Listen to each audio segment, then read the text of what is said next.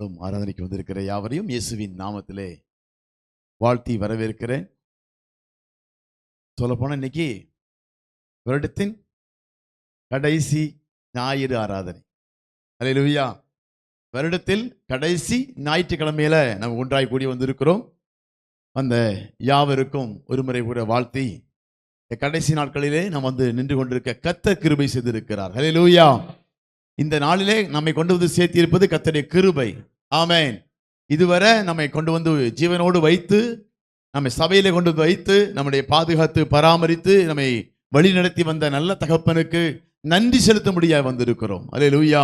நல்ல ஒரு ஓய்வு நாளிலும் தேவ சமூகத்தில் அமர்ந்து கர்த்தரை துதிக்க, கர்த்தரை ஆராதிக்க, கர்த்தர் நாமத்தை மகிமைப்படுத்த கர்த்தர் உதவி செய்தார். ஆமென்.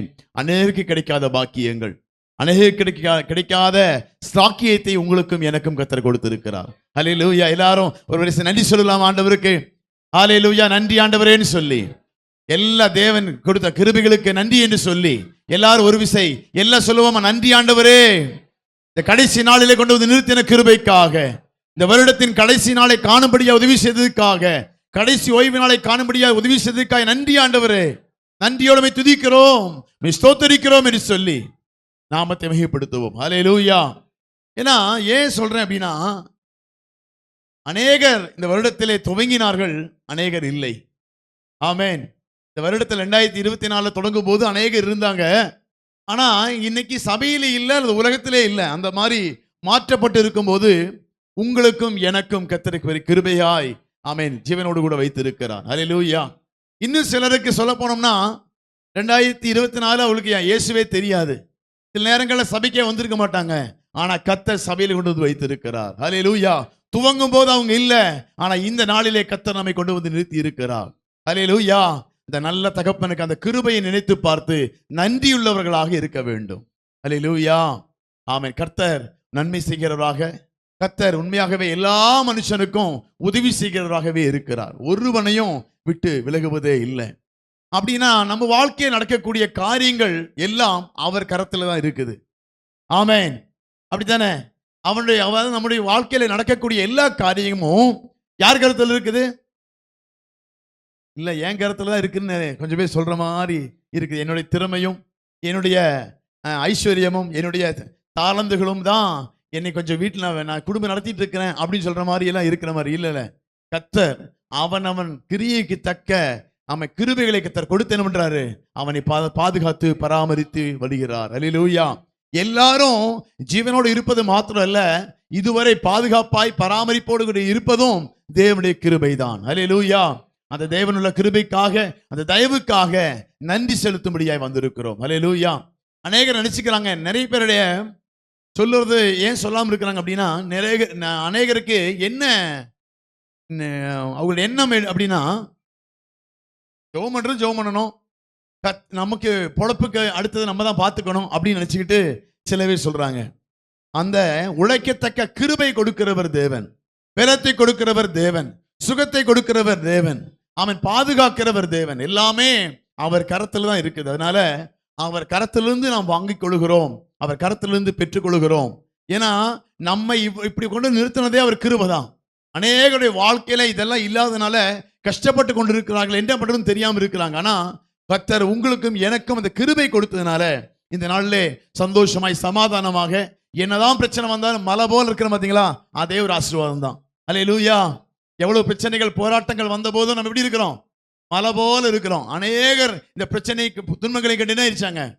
சோர்ந்து தன் ஜீவனை விட்டு அல்லது ஒண்ணுக்குமே இல்லாம பின்மாற்றத்துக்கு போய் என்னெல்லாமோ நடந்துட்டாங்க. ஆனா இன்னும் நம்ம தேவ சமூகத்தில் இருக்கிறோம் என்று சொன்னா அதே தேவனுடைய கிருபை தான்.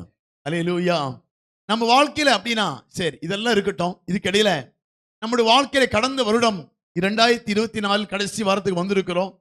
இந்த 2024 நமக்கு எப்படிப்பட்ட நன்மைகள் இருந்தது, எப்படிப்பட்ட ஆசீர்வாதங்கள் இருந்தது, அதுக்கு நமக்கு போதுமானதா இருந்ததா? கர்த்தரை ஆராதிக்க வந்தோமே, சபைக்கு கடந்து வந்தோமே, நம்முடைய வாழ்க்கையில் எல்லா தேவைகளும் சந்திக்கப்பட்டுதா? குடும்பத்தில் பிரச்சனைகள் போராட்டங்கள் வந்ததா? சூழ்நிலைகள் எப்படி இருந்தது? வேலை விஷயத்தில் எப்படி இருந்தது? எல்லாம் ஆராய்ஞ்சு பார்க்கும்போது எல்லாமே நல்லதா இருந்தது அப்படி சொல்றவங்க, எனக்கு துன்பமே வரலைங்க, எல்லாமே என்னாச்சு எனக்கு சக்சஸ் தான், எல்லாமே எனக்கு ஆசீர்வாதம் தான், ஒரு நஷ்டம் வரல, ஒரு துன்பமும் வரல அப்படின்னு யாரும் சொல்ல முடியுமா? முடியாது. கொஞ்சம் கொஞ்சம் துன்பங்கள் இருக்கலாம், கொஞ்சம் கொஞ்சம் என்ன பாடுகள் இருக்கலாம், சில சில கஷ்டங்கள் இருக்கலாம், சில நஷ்டங்கள் கூட இருக்கலாம், சில வேதனைகள், சில அவமானங்கள், சில நிந்தைகள் எல்லாம் இருக்கலாம். ஆனா கர்த்தரை தேடுவோருக்கோ ஒரு நன்மையும் குறைபடாதே. வேதவசனம் அப்படி சொல்லியிருக்கும் போது, வேதவசனம் என்ன சொல்லுது? கர்த்தரை தேடுவோருக்கோ ஒரு நன்மையும் குறைபடாது, எல்லாம் நிறைவாய் இருக்கும், எல்லாமே ஆசீர்வாதமா இருக்கும், உன்னை நான் கைவிடுவதில்லை, உன்னை விட்டு விலகுவதில்லை எல்லாம் சொல்லி வாக்கு பண்ணியிருக்காரு. அப்படி அந்த வாக்குத்தத்தை நமக்கு கொடுத்த போதும் நம்முடைய வாழ்க்கையிலே சில பாடுகளும் சில அவமானங்களும் வருவதற்கு காரணம் என்ன? சில பிரச்சனைகள், சில தடுமாற்றங்கள், சில நஷ்டங்கள், சில இழப்புகள் வருவதற்கு காரணம் என்ன?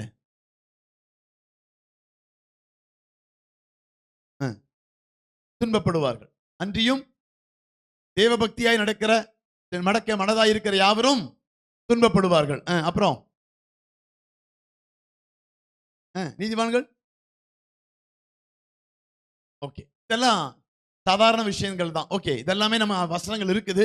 இருந்தாலும் நம்முடைய வாழ்க்கையில எல்லாமே பிரச்சனையோடு கூட போராட்டத்தோடு கடந்து வர்றதுக்கு காரணம் எப்படின்னா, யோவான்ல ஒரு 9வது அதிகாரத்தை வாசிக்கலாமா? யோவான் 9 ஒரு வசனத்தை வாசிச்சுட்டு அப்படியும் அதுக்கப்புறம் செய்திக்கு போலாம்னு நினைக்கிறேன்.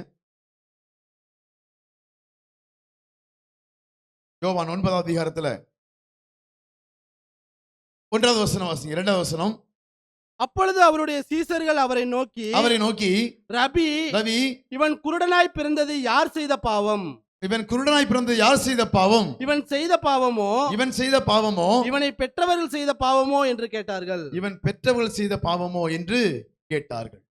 அப்ப சில தேவன் அதுக்கு அடுத்த பதில் என்ன சொல்றாரு பார்க்கலாம். அடுத்த வசனம். இயேசு பிரதியுத்தரமாக, அது இவன் செய்த பாவமும் அல்ல, இவனை பெற்றவர்கள் செய்த பாவமும் அல்ல, தேவனுடைய கிரியைகள் இவனிடத்தில் வெளிப்படும் பொருட்டு இப்படி பிறந்தான்.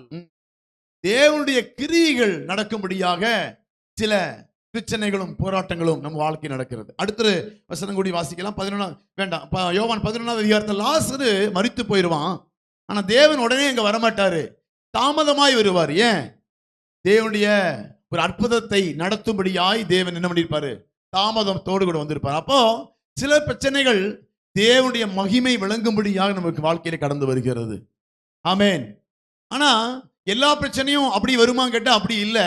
சில பிரச்சனைகளுக்கு வேற ஒரு அர்த்தம் கூடி இருக்குது. அதை நாம் இந்த நாளில் பார்க்க போறோம். அப்படின்னா எல்லாரும் நாம வாழ்க்கையில் நடக்கக்கூடிய காரியங்கள் எல்லாம் எப்படி நடந்தது என்று சொல்லி ஆராய்ந்து பார்த்து ஒரு கொஞ்ச நேரத்தில் இந்த செய்தி முடிக்க விரும்புகிறேன். சங்கீதம் 62:12 வாசிக்கலாமே. சங்கீதம் 62:12. ஆண்டவரே, தேவரீர் அவனவன் செய்கைக்கு தக்கதாக பலனளிக்கிறீர். தேவரீர் அவனவன் செய்கைக்கு தக்கதாக பலனளிக்கிறீர். கிருபையும் உம்முடையது ஆண்டவரே. தேவரீர் அவனவன் செய்கைக்கு தக்கதாக பலனளிக்கிறீர். அப்ப நம்முடைய வாழ்க்கையில வரக்கூடிய ஆசீர்வாதங்களும் நன்மைகளும் எதனுடைய அடிப்படையில் நமக்கு கொடுக்கப்படுகிறது என்று சொன்னா, துக்கத்துக்கு தக்கதான என்ன பண்றது? ஆனந்த களிப்புள்ளதாய் மாற்றுகிறார். நமக்கு கஷ்டப்பட்டிருந்தோம் அப்படின்னா அதுக்கு ரிவார்டா என்ன தர்றாரு அப்படின்னா ஆசீர்வாதங்களை தருகிறார். ஒருவேளை நம்முடைய வாழ்க்கையில சில சூழ்நிலைகள் மோசமாய் காணப்பட்டா, நம்முடைய சூழ்நிலைகள் நம்ம நடந்து விட்டதுக்கு தகுந்த மாதிரி அவன் கிரியைக்கு தக்கதான பலனையும் நம் வாழ்க்கையிலே அனுபவித்துத்தான் ஆக வேண்டும். அல்லேலூயா. நம் வாழ்க்கையில நிறைய பேருடைய வாழ்க்கை என்ன அப்படின்னா, நம்ம தான் ரட்சிக்கப்பட்டுட்டோம், நம்ம இயேசுவை ஏற்றுக்கொண்டோம், நம்முடைய வாழ்க்கையில துன்பம் இல்லை துயரம் இல்லை என்று நீங்க நினைக்க கூடாது. நாம ரட்சிக்கப்பட்டதுக்கு அப்புறமோ அல்லது நம்ம ரட்சிக்கப்படுவதற்கு முன்பாக செய்த சில காரியத்தின் நிமித்தமாக சில துன்பங்கள் நம் வாழ்க்கையில கடந்து வரும். அல்லேலூயா. ஏன்னா கர்த்தர் என்ன சொல்றாரு? அவனவன் செய்கைக்கு தக்கதாக பலன் அளிக்கிற தேவன். இன்றும் விசுவாசிகளாய் இருந்து ரட்சிக்கப்பட்டு அநேக வருடங்கள் ஆகிவிட்டோம். மனம் திரும்புதல் இல்லாமல் துணிகரமாய் செய்யக்கூடிய தேவனுக்கு வார்த்தைக்கு மீறுதலாய் செய்யக்கூடிய காரியங்களுக்கு தக்க பலன் நாம் அனுபவித்துத்தான் ஆக வேண்டும். அப்போ அதுக்கு நம்ம கொஞ்சம் என்ன பண்ணணும்?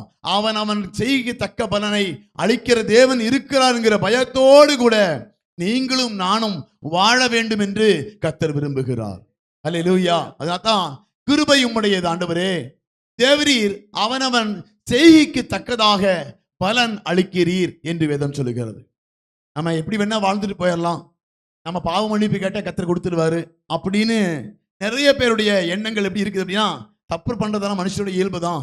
ஆண்டவர்கிட்ட போய் என்ன பண்ணிடலாம், மன்னிப்பு கேட்டுடலாம், ஆண்டவர்கிட்ட போய் ஒப்புரவாயிடலாம், கண்டிப்பா அவர் மன்னிப்பார், மன்னிக்க மாட்டான்னு சொல்லவே இல்லை, கண்டிப்பா மன்னிப்பார்.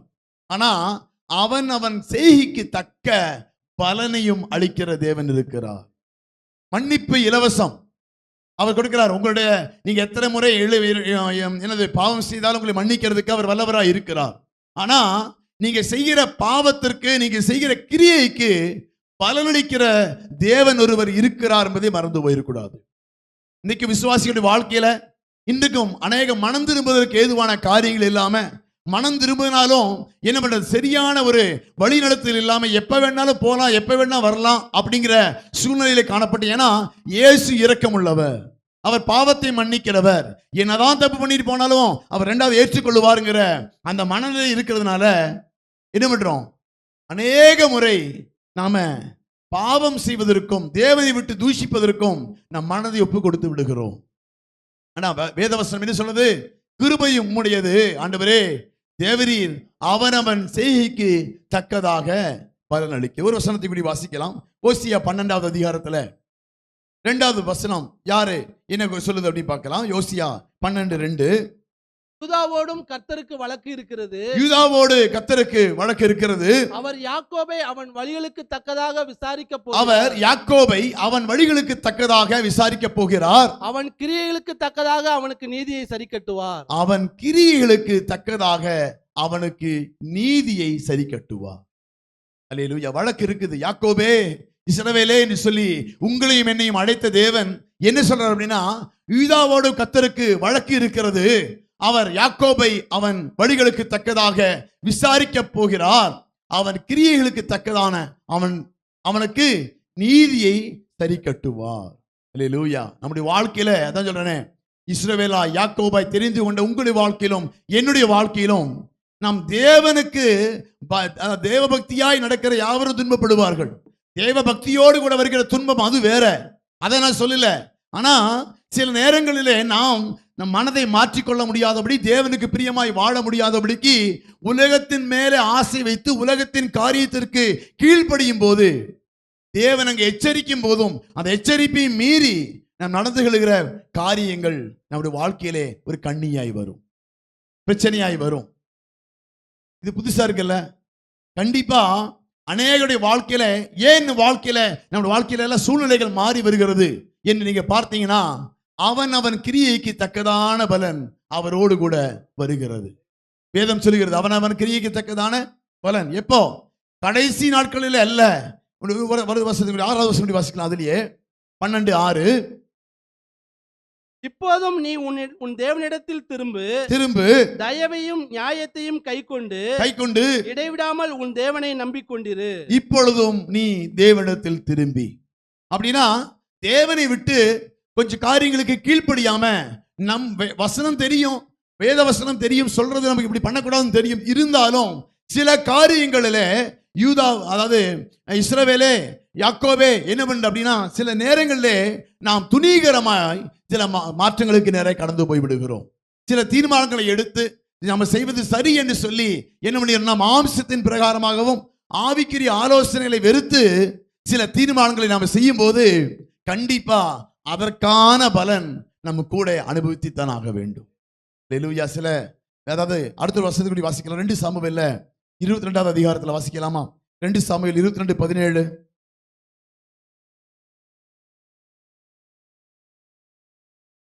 உயரத்திலிருந்து கை நீட்டி என்னை பிடித்து ஜலப்பிரவாகத்தில் இருக்கிற என்னை தூக்கி விட்டார்.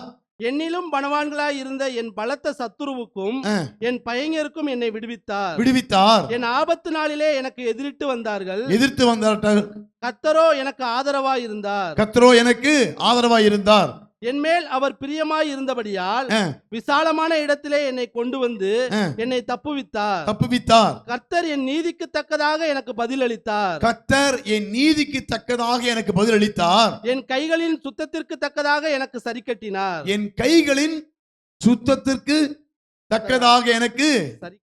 கட்டினார். அப்ப சரி கட்டினார். நமக்கும் பதில் கொடுக்க வேண்டும் என்று சொன்னா நம்முடைய கையின் கிரியை தக்கதாகத்தான் பதில் கொடுப்பாரே தவிர நாம அந்த சூழ்நிலை எப்படி நடந்து கொண்டோம், எப்படி தீர்மானித்தோம், எப்படி நடந்து கொண்டோம் என்பதற்கு தக்கதாகத்தான் கர்த்தர் பதில் கொடுப்பார்.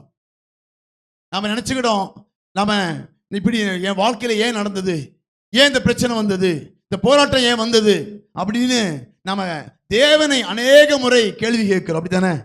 நான் ஆண்டவரை தெரிஞ்சுக்கிட்டேன், ரட்சிக்கப்பட்டிருக்கிறேன், தேவனை கைவிட்டுட்டாரு, என் வாழ்க்கையில ஏன் இந்த பிரச்சனைகள் வருது, போராட்டங்கள் வருது அப்படின்னு சில பிரச்சனைகள் ஃபர்ஸ்டே சொல்லிட்டேன். சில பிரச்சனைகள், சில போராட்டங்கள் அற்புதத்துக்கு நேராக கர்த்தர் நடத்துவார்.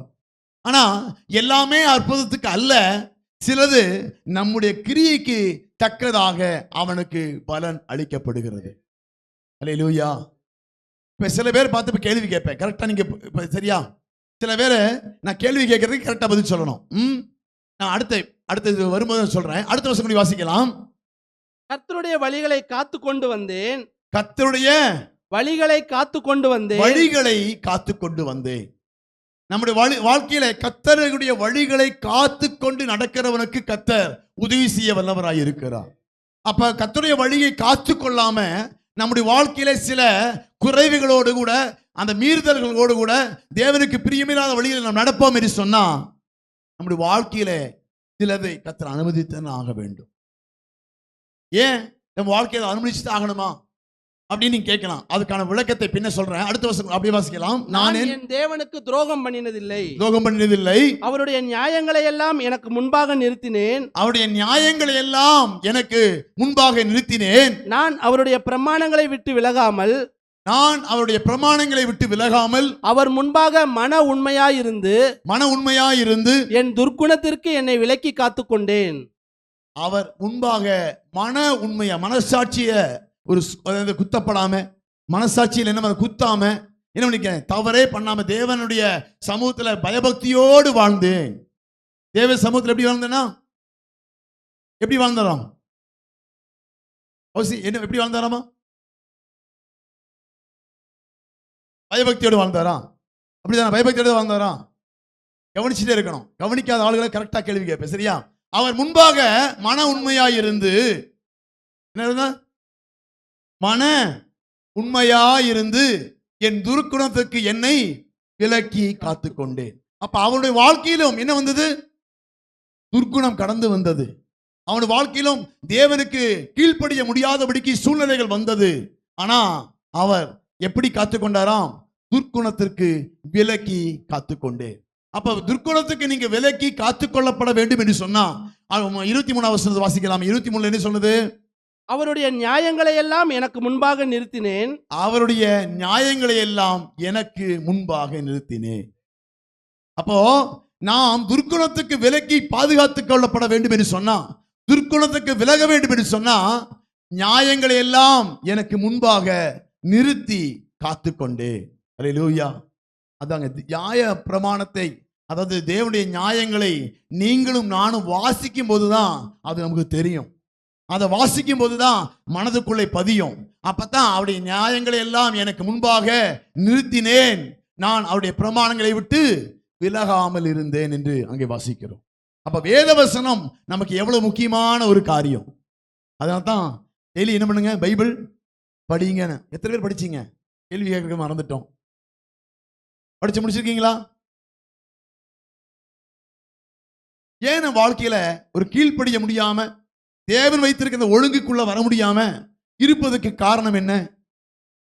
ஒரு மனிதன் ஆவிக்குரியவனாய் வாழ்வதற்கு மிக முக்கியமானவர் அவருடைய நியாயங்களை எல்லாம் எனக்கு முன்பாக நிறுத்தினேன், நான் அவருடைய பிரமாணங்களை விட்டு விலகாமல் காத்துக்கொண்டேன் என்று சொல்லி அவன் சொல்வதற்கு காரணம் என்ன தெரியுமா? அவன் வேதத்தை நேசிக்கிறவனாகவும் வாசிக்கிறவனாகவும் காணப்பட்டான். அப்பதான் வாழ்க்கையில வெற்றியுள்ள வாழ்க்கை வாழ முடியும். நாம வேண்டாம் சாப்பிடவே இல்லை அப்படின்னு சொல்லிட்டு சாப்பிடாம இருந்துட்டு நான் என்ன வேணும் 500 கிலோ சரி 100 கிலோ தூக்கணும் சொன்னா தூக்க முடியுமா? முடியாது. நாம 10 கிலோ தூக்கிறது கஷ்டம். ஏன்னா நம்முடைய சாப்பிட்டு உடம்ப என்ன பண்ணிருக்கணும், நல்ல பலமா வச்சுதான் மட்டும்தான் வெயிட் தூக்க முடியும். அதே போலதான் வேத வசனத்தை வாசிக்காம உங்க வாழ்க்கையில தேவனுக்கு பிரியமாய் நடப்பது கூடாத காரியம். அவருடைய வசனத்துக்கு கீழ்ப்படுகிறது, அந்த வசனத்தை மனசுக்குள்ள வச்சுக்கிட்டு தவறுகளுக்கு விலகி வாழ்வது என்பது கூடாத காரியம். ஆனா வேதத்தை ஒரு முறையாவது வாசித்து முடிக்க வேண்டும் என்று சொல்லி நாம் போன வருஷத்துல ஸ்டார்டிங்ல சொல்லியிருந்தோம். எத்தனை பேர் கை கொள்ள முடிஞ்சது? ஆவிக்குரியவன் என்று சொன்னா அவனுக்கு அழகே வேதத்தை வாசிப்பதும் ஜெபிப்பதும் தான் அவனுடைய அழகு. அப்படிப்பட்ட அவருடைய வாழ்க்கையில தான். ஏன் முடியல? ஏன் நம்மளால பண்ண முடியாதா? நீங்க இப்படி சொல்றவங்கல்ல, நீங்க எவ்வளவு நேரம் மொபைல் எடுத்து பார்த்துட்டு இருந்தீங்கன்னு மாத்திரம் இந்த வருஷத்துல பார்த்தீங்கன்னா 10 முறை வாசிச்சிருக்கலாம் பைபிளை. 10 முறை 20 முறை வாசிச்சிருக்கலாம். அந்த அளவுக்கு உங்களுக்கு நேரம் இருந்தது. எடுத்து மொபைலை எடுத்து வச்சா உங்களுக்கு வேற என்ன நேரம் போறதே தெரியாம என்ன பண்ணிட்டு இருக்காங்க? நிறைய நேரங்கள்ல வீணாக்கி கொண்டிருக்கிறோம். ஆவிக்குரிய வாழ்க்கையில ஸ்திரம் இல்லாமல் மாறி போவதற்கு காரணம் என்ன அப்படின்னா, மிக முக்கியமான ஒரு சம்பவம் இந்த மொபைல். அதனால தான் ஒரு ஊழியக்காரரை பத்தி சொன்னாரு. பச்சைபாலின் இல்ல போத்திபாரின் மனைவி அப்படின்னாரு இந்த மொபைலை பார்த்து. என்னன்னா எப்ப பார்த்தாலும் கூப்பிட்டே இருக்குமா, வா வா வா வான்னு. என்ன பண்ணிருக்குமா சொல்லிட்டு ஒருத்தர் இதில் சொன்னார். என்னது? போத்திபாரின் மனைவி அப்படின்னு. ஏன்னா எப்ப பார்த்தாலும் என்னை வந்து பாரு, என்னை வந்து பாரு, என்னை வந்து பாரு, எங்க கூட கொஞ்ச நேரம் பேசி, கொஞ்சம் எங்க கூட இருக்க மாட்டியா, எங்க கூட தனியா இருக்க மாட்டியா அப்படின்னு சொல்லி என்ன பண்ணுவாமா, இது அப்படி பண்ணும் அப்படின்னு சொல்லி. அது உண்மைதாங்க. அநேகருடைய வாழ்க்கையில ஆமென் பாவ வழிக்கு கொண்டு போனதும் தன் தேவனை விட்டு தூர பிரித்ததும் இந்த மொபைல் என்கிற ஒரே ஒரு காரியம் மட்டும்தான். எப்ப பார்த்தாலும் யாருமே இங்க இல்ல, என்னை வந்து என்ன பண்ணு, என்னை வந்து உபயோகப்படுத்து, என்னை வந்து பாரு அப்படின்னு சொல்லி அநேக நேரங்களிலே தன்னை தேவனை விட்டு பிரிப்பதற்கு மிக முக்கியமாக இருந்த பங்கு என்ன அப்படின்னா இந்த மொபைல் தான். இந்த நாளிலே நாம் சில தீர்மானங்கள் எடுக்க வேண்டும். எப்படி மொபைல்லையே இருக்கிறதல்ல, செய்தி கேட்டிருக்கிறேன் அல்லது பாட்டு கேட்டிருக்கிறேன் அப்படிங்கிறதல்ல, வேதத்தை வாசிக்க வேண்டும். ஒரு மனுஷன் ஆவிக்குரிய மாறுவதற்கு உங்க சபையில கொடுக்கப்படுகிற செய்தி உங்களுக்கு போதுமானதாக இருக்கிறது. வேற எந்த செய்தியும் கேட்க வேண்டிய தேவையே இல்லை. ஆனா சரி அப்படியே கேட்கணும்னு சொன்னா யாரோ ஒருத்தருடைய செய்தி கேட்கலாம். நீங்க எல்லாருடைய செய்தி நீங்கள் கேட்டு பிச்சைக்கார வாந்தி எடுத்த மாதிரி எல்லாத்தையும் நீங்க உள்ள போட்டுக்கிட்டு எதுல நடக்கிறது எதில் நடக்காம இருக்கிறதுங்கிற உங்களுக்கு கேள்வி வந்துடும் உங்களுக்கு. அதனால தான் ஒரு சபை கொடுக்கப்பட்டிருக்கு. சபையில உங்களுக்கு கொடுக்கிற செய்தியை நல்லா நீங்க கேளுங்க. 2 டைம் 3 டைம் கேளுங்க. நல்லா வேதத்தை வாசியுங்கள். உங்க வாழ்க்கை ஆசீர்வாதமா இருக்கும். அல்லேலூயா. அப்ப நம்முடைய வாழ்க்கையில அவருடைய நியாயங்களை எல்லாம் எனக்கு முன்பாக நிறுத்தினேன், நான் அவருடைய பிரமாணங்களை விட்டு விலகாமல். அடுத்த வருஷத்துக்கு வாசிக்கலாம். அவர் முன்பாக மன உண்மையா இருந்து துர்க்குணத்திற்கு என்னை விலக்கி காத்துக்கொண்டேன். துர்க்குணத்திற்கு என்னை விலக்கி காத்துக்கொண்டேன். அப்ப துர்க்குணத்தை விட்டு நீங்க விலக வேண்டும் என்று சொன்னா உங்களுக்கு நல்ல முறையான வேத வாசிப்பு இருக்க வேண்டும். அனுதினமும் வேத வாசிப்பு இருக்க வேண்டும். ஏதோ ஒரு வாரம் வாசிக்கிறது இல்லை, 2 நாள் வாசிக்கிறது, 3 நாள் வாசிக்கிறது இல்லை. அப்படி அல்லாதபடி நீங்கள் ப்ராப்பரா ஒரு நாளைக்கு இவ்வளவு அதிகாரம் என்று சொல்லி எடுத்து வைத்து, அல்லது ஒரு நாளைக்கு இவ்வளவு வசனங்கள் அதிகாரங்கள் என்று எடுத்து வைத்து நீங்க கண்டிப்பா அப்படி வாசிச்சா மட்டும்தான் என்னை விலக்கி காத்துக்கொண்டேன் என்று சொல்லி நீங்களும் சொல்ல முடியும். அல்லேலூயா. இந்த வருடத்துல சில தீர்மானங்கள் எடுக்க வேண்டும். ஏன்னா 2024 இப்படி போயிருச்சு. 2024 இப்படி போயிடுச்சுங்கிறதுக்காக 2025 நம்ம அப்படி விட்டுறக்கூடாது. என்னது? அடுத்த வருஷம் கண்டிப்பா சில தீர்மானங்களோடு கூட நாம் கடந்து செல்லுவோம். 2025 இங்க இருக்கக்கூடிய யாரும் சொல்றேன், இங்க இருக்கக்கூடிய யாரும் வேதத்தை ஒரு முறையாவது வாசிக்காம இருக்கக்கூடாது. கண்டிப்பா மினிமம் ஒரு டைம் நீங்க வாசிச்சிருக்க. யார் படிக்க தெரியுமோ தெரியலையோ அதெல்லாம் விஷயம் இல்லை. உங்களுக்கு எல்லாத்துக்கும் ஐடியா சொல்லித்தர எப்படி படிக்கணுங்கிறத. கண்டிப்பா அப்படின்னு எந்த சாக்கு போக்கும் சொல்லாமல் நீங்கள் அனுதினமும் வேதத்தை வாசிக்க ஆரம்பிங்கள். சரி, எசேக்கியேல் 16:43 வாசிங்களே. 16:43. எசேக்கியேல் 16:43. நீ உன் இளவயதின் நாட்களை நினையாமல் இவைகள் எல்லாவற்றினாலும் எனக்கு கோபம் உண்டாக்கினபடியினால் இதோ நான் உன் வழியின் பலனை உன் தலையின் மேல் சுமர பண்ணுவேன் என்று கர்த்தராகிய ஆண்டவர் சொல்கிறார். அல்லேலூயா. பாருங்க, நீ உன் இளவயதின் நாட்களை நினையாமல் இவைகள் எல்லாவற்றினாலும் எனக்கு கோபம் உண்டாக்கினபடியினால் இதோ நான் உன் வழியின் பலனை உன் தலையின் மேல் சுமர பண்ணுவேன். எப்ப நடக்கும்? பரலோகத்துக்கு போனதுக்கு அப்புறமா. எப்ப நடக்கும்? பரலோகத்துக்கு போனதுக்கு அப்புறமா நமக்கு வாழ்க்கையில் நடக்கும். நாம் செய்த கிரியைகளுக்கு கண்டிப்பா நான் வாழ்க்கையிலே சில தீர்மானங்களை சில வழிகள் வழியாகத்தான் கடந்து போக வேண்டியது இருக்கு. பயபக்தியோடு வாழ வேண்டும். கிறிஸ்தவ வாழ்க்கை என்பது ஏனோ தானோ என்கிற வாழ்கிற வாழ்க்கை அல்ல. தேவனுக்கு பிரியமாய் வாழ அவர் மன்னிக்கிறவர், லகுவாக்கி கொடுப்பார். தண்டனை கொடுத்தாலும் எப்படி கொடுப்பார்? லகுவாக்கி கொடுப்பார். ஆனா ஒவ்வொரு நாளும் நம்ம அவர் பக்கமாய் சேர நாம ஆயத்தமாக வேண்டிய கடமை இருக்குது. இன்னைக்கு மன்னிச்சிட்டார்ல, நாளைக்கு மன்னிச்சிருவாங்க துணிகரமாய் பாவம் செய்யக்கூடாது. என்ன பண்ணணும் அப்படின்னா, தேவ சமூகத்தில் ஜெபிக்கவும் வேதத்தை வாசிக்கவும் நம்ம காத்திருந்து என்ன பண்ணணும், அந்த நியாயங்களுக்கு பிரமாணங்களுக்கு கீழ்ப்படிந்து பாவத்துக்கு விலக்கி அவருக்கு பிரியமான வாழ்க்கை வாழுவதற்கான கிருபையை பெற்றுக்கொள்ள வேண்டும். அல்லேலூயா. அதுக்கு தான் ஜெபம் பண்ணணும், அதுக்கு தான் வேதத்தை வாசிக்க வேண்டும். இல்லாட்டினா இதோ நான் உன் வழியின் பலனை உன் தலையின் மேல் சுமர பண்ணுவேன் என்று கர்த்தர் சொல்கிறார். அதுலயே 44 கூடி வாசிங்களே. 10 இதோ 16 44. இதோ பழமொழி சொல்லுகிறவர்கள் எல்லாரும் தாயை போல மகள் என்று, தாயை போல மகள் என்று உன்னை குறித்து பழமொழி சொல்லுவார்கள். சொல்லுவாங்கல்ல, தாயை போல பிள்ளை, நூலை போல தேல்னு சொல்லுவாங்கல்ல, பாத்தீங்களா? தாயை போல மகள் என்று உன்னை குறித்து பழமொழி சொல்லுவார்கள். ஒருவேளை நீங்க நடந்தத, உங்க வாழ்க்கையில நீங்க செய்யற காரியம் எல்லாம் உங்கள் பிள்ளைகளுடைய வாழ்க்கையிலும் பாதிக்கப்படும் என்பதை மறந்து போய் விடாதீர்கள். மனம் திரும்பாம நம்ம செய்யக்கூடிய காரியம் எல்லாம் தாயை போல மகள். பாத்தியா, அப்பா அம்மா என்ன பண்ணா, சொல் பேச்சு கேட்கல, அப்பா 8 அடி பாஞ்சா பிள்ளை 14 அடி பாயும் அப்படிப்பாங்க. அப்படித்தானே? அப்படித்தானே? அப்ப நம்முடைய வாழ்க்கை நம்முடைய வாழ்க்கை மாத்திரம் இல்ல, நம்ம எதிர்காலத்திற்கும் இது ஒரு ஒரு ஒரு ஒரு மாதிரி வைத்து போகிறோம் என்பதை மறந்து போய் விடாதீர்கள். அதனால நாம் ஒழுங்கமாய் நம்ம தேவபக்தியாய் நடக்க நாம் தீர்மானிச்சு தேவபக்திக்குரிய பிள்ளைகளாய் நாம மாற ஆரம்பிக்கும் போது நம்முடைய வாழ்க்கையும் நம் பிள்ளைகள் வாழ்க்கையும் ஆசீர்வாதமாய் இருக்கும். இல்லைன்னா என்ன ஆயிரும் அப்படின்னா, இதோ தாயை போல மகள் என்று உன்னை குறித்து பழமொழி சொல்லுவார்கள். நம்முடைய வாழ்க்கையை பார்த்து நம் பிள்ளைகளையும் சொல்லுவாங்க, உங்க அப்பா அப்படித்தான்டா, நீ அப்படித்தான் இருப்ப. உங்க அம்மா அப்படித்தான், நீ அப்படித்தான் இருப்ப. உங்க தாத்தா அப்படித்தான், நீ அப்படி இருப்ப. உங்க என்ன எல்லாரும் அவருடைய மூதாதையர்களை பார்த்து கூடி சொல்லுவாங்க, என்னன்னு, நீ அப்படித்தான் அப்படின்னு. நம்முடைய வாழ்க்கையில ஆராய்ந்து பார்க்க வேண்டும், நம் வழிகளை நிதானித்து பார்க்க வேண்டும். 2024 வாழ்ந்த மாதிரியே 2025 போயிடலாம் நீங்க நினைச்சிட கூடாது. கர்த்தர் அவன் கிரியைக்கு தக்கதான பலனை அளிக்கிறார். அல்லேலூயா. சங்கீதம் 94:23 வாசிக்கலாமே. 94:23. அவர்களுடைய அக்கிரமத்தை அவர்கள் மேல் திருப்பி, அவருடைய அக்கிரமத்தை அவர்கள் மேல் திருப்பி, அவர்களுடைய பொல்லாப்பு நிமித்தம் அவர்களை சங்கரிப்பார். அவர்களுடைய பொல்லாப்பு நிமித்தம் அவர்களை சங்கரிப்பார். அவருடைய அக்கிரமம் பாவம் அல்ல, பாவத்தை கர்த்தர் மன்னிக்கிறவராய் இருக்கிறார். நிறைய பேருக்கு தெரியும், அப்படியே பாவத்தை மன்னிச்சிட்டார்ல அப்படின்னு நீங்க சொல்றீங்க. பாவத்தை தொடர்ந்து நம்ம செய்யும் போது அது அக்கிரமமா மாறுகிறது. தெரிஞ்சு ஒருத்தன் பண்ணனா, தெரியாம செய்தா பாவம். தெரிஞ்சு ஒரு தவறு செய்யும் போது, அது தெரிஞ்சு செய்யும் போது பாவம். தொடர்ந்து பாவத்தை மீறுதல் அதிகமா தெரிஞ்சு கூடி நம்ம தொடர்ந்து அதே பண்ணி கொண்டிருந்தோமா, அது என்னவாய் மாறுது? அக்கிரமமாய் மாறுது. அப்போ அவருடைய அக்கிரமத்தை அவர்கள் மேல் திருப்பி அவருடைய பொல்லாப்பு நிமித்தம் அவர்களை சங்கரிப்பார். அல்லேலூயா. வாழ்க்கையில நாம் சில காரியங்களை இந்த நாளில் ஒப்புக் கொடுக்க வேண்டும் என்று கர்த்தர் விரும்புகிறார். சில தீர்மானங்களை எடுக்க வேண்டும் என்று சொல்லி கர்த்தர் விரும்புகிறார். ஒரு வசனத்தை கூடி வாசிக்க 7:10 சங்கீதம் 7:10. செம்மையான இருதயம் உள்ளவர்களை ரட்சிக்கிற தேவனிடத்தில் கேடகம் இருக்கிறது. கேடகம் இருக்கிறது. தேவன் நீதியுள்ள நியாயாதிபதி. அவர் நாள்தோறும் பாவியின் மேல் சினம் கொள்ளுகிற தேவன். அவன் மனம் திரும்பாவிட்டால் அவர் தம்முடைய பட்டயத்தை கருக்காக்குவார். அவர் தம்முடைய வில்லை நாணேற்றி அதை ஆயத்தப்படுத்தி இருக்கிறார். அவனுக்கு மரணாயுதங்களை ஆயத்தம் பண்ணினார். தம்முடைய அம்புகளை அக்கினி அம்புகளாக்கினார்.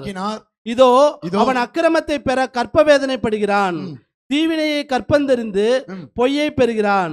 குழியை வெட்டி அதை ஆழமாக்கினான். தான் வெட்டின குழியில் தானே விழுந்தான். அவன் வெட்டின குழியில் அவனே விழு. சரி, நிறைய வசனங்கள் இருக்கு, அதனால அதை நாம் வாசிக்கிறத நிறுத்திட்டு, அப்போ அவன் வெட்டின குழியிலே அவனே விழுவான். அப்ப நம்முடைய வாழ்க்கையில செய்யக்கூடிய எல்லாவற்றிற்கும் நாம் அதுக்கான ஏற்ற பிரதிபலனை அடைந்தே ஆக வேண்டும். ஒரு வசனத்தை வாசிச்சு 2-3 சம்பவங்களை உங்களுக்கு வாழ்க்கையை சொல்ல விரும்புகிறேன். இந்த 2-3 சம்பவத்தை சொல்லி உங்களுக்கு சொன்னா உங்களுக்கு புரியும் நினைக்கிறேன். சாமுவேல் எழுதின 2 சாமுவேல்ல 16வது அதிகாரத்தில் வாசிக்கலாமா? 2 சாமுவேல் 16:7. சீமேயி அவனை தூஷித்து இரத்தப்பிரியனே பேலியாளின் மனுஷனே தொலைந்து போ. சவுலின் ஸ்தலத்தில் ராஜாவான உன்மேல் கர்த்தர் கர்த்தர் சவுல் வீட்டாரின் இரத்த பலியை திரும்ப பண்ணினார். கர்த்தர் ராஜ்யபாரத்தை உன் குமாரனாகிய அப்சலோமின் கையில் ஒப்பு கொடுத்தார். இப்போதும் இதோ உன் அக்கிரமத்தில் அகப்பட்டாய், நீ இரத்த பிரியனான மனுஷன் என்றான். சீமேயி தாவீதை பார்த்தங்க சபிக்கிறத பார்க்கிறோம். என்னது அவன் சொல்றாரு 8வது வசனத்துல, சீமேயி தாவீதை கர்த்தரை நோக்கி பார்த்து, கர்த்தருக்கு விரோதமாய் நீ பாவம் செய்த, அக்கிரமம் செய்தன்னு சொல்லி அவனை சபிக்கிறதை பார்க்கிறோம். ஆனா உண்மையாகவே தாவீது அப்படிப்பட்டவனா அல்ல.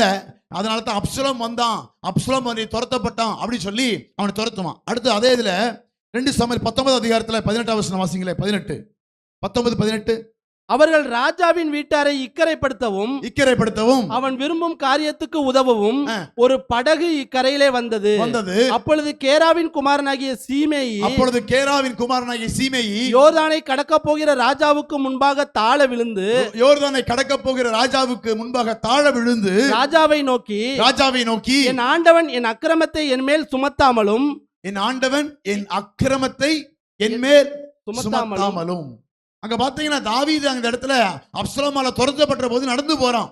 அவனுக்கு முன்னால மண்ணை வாரி தூத்திட்டு அவன் என்ன பண்றான், தேவையில்லாத வார்த்தைகளை சொல்லி அவன் இல்லாததெல்லாம் சொல்லி என்ன பண்ற சபிக்கிறான். அவன் தேவனை நோக்கி இப்படித்தான் பண்ணாரு, ராஜ்யபாரத்தை பிடுங்கி போட்டாருன்னு சொல்லி அவனை சபிக்கிறான். உடனே அந்த அப்சலோமை கர்த்தர் அவன் கையில் ஒப்பு கொடுத்து அவனை கொன்றுவார். அதுக்கப்புறம் என்னாச்சு அப்படின்னா, திரும்ப ராஜாங்கத்துக்காக தாவீது வர்றான். வரும்போது அவர் அக்கறைப்படுகிறான்.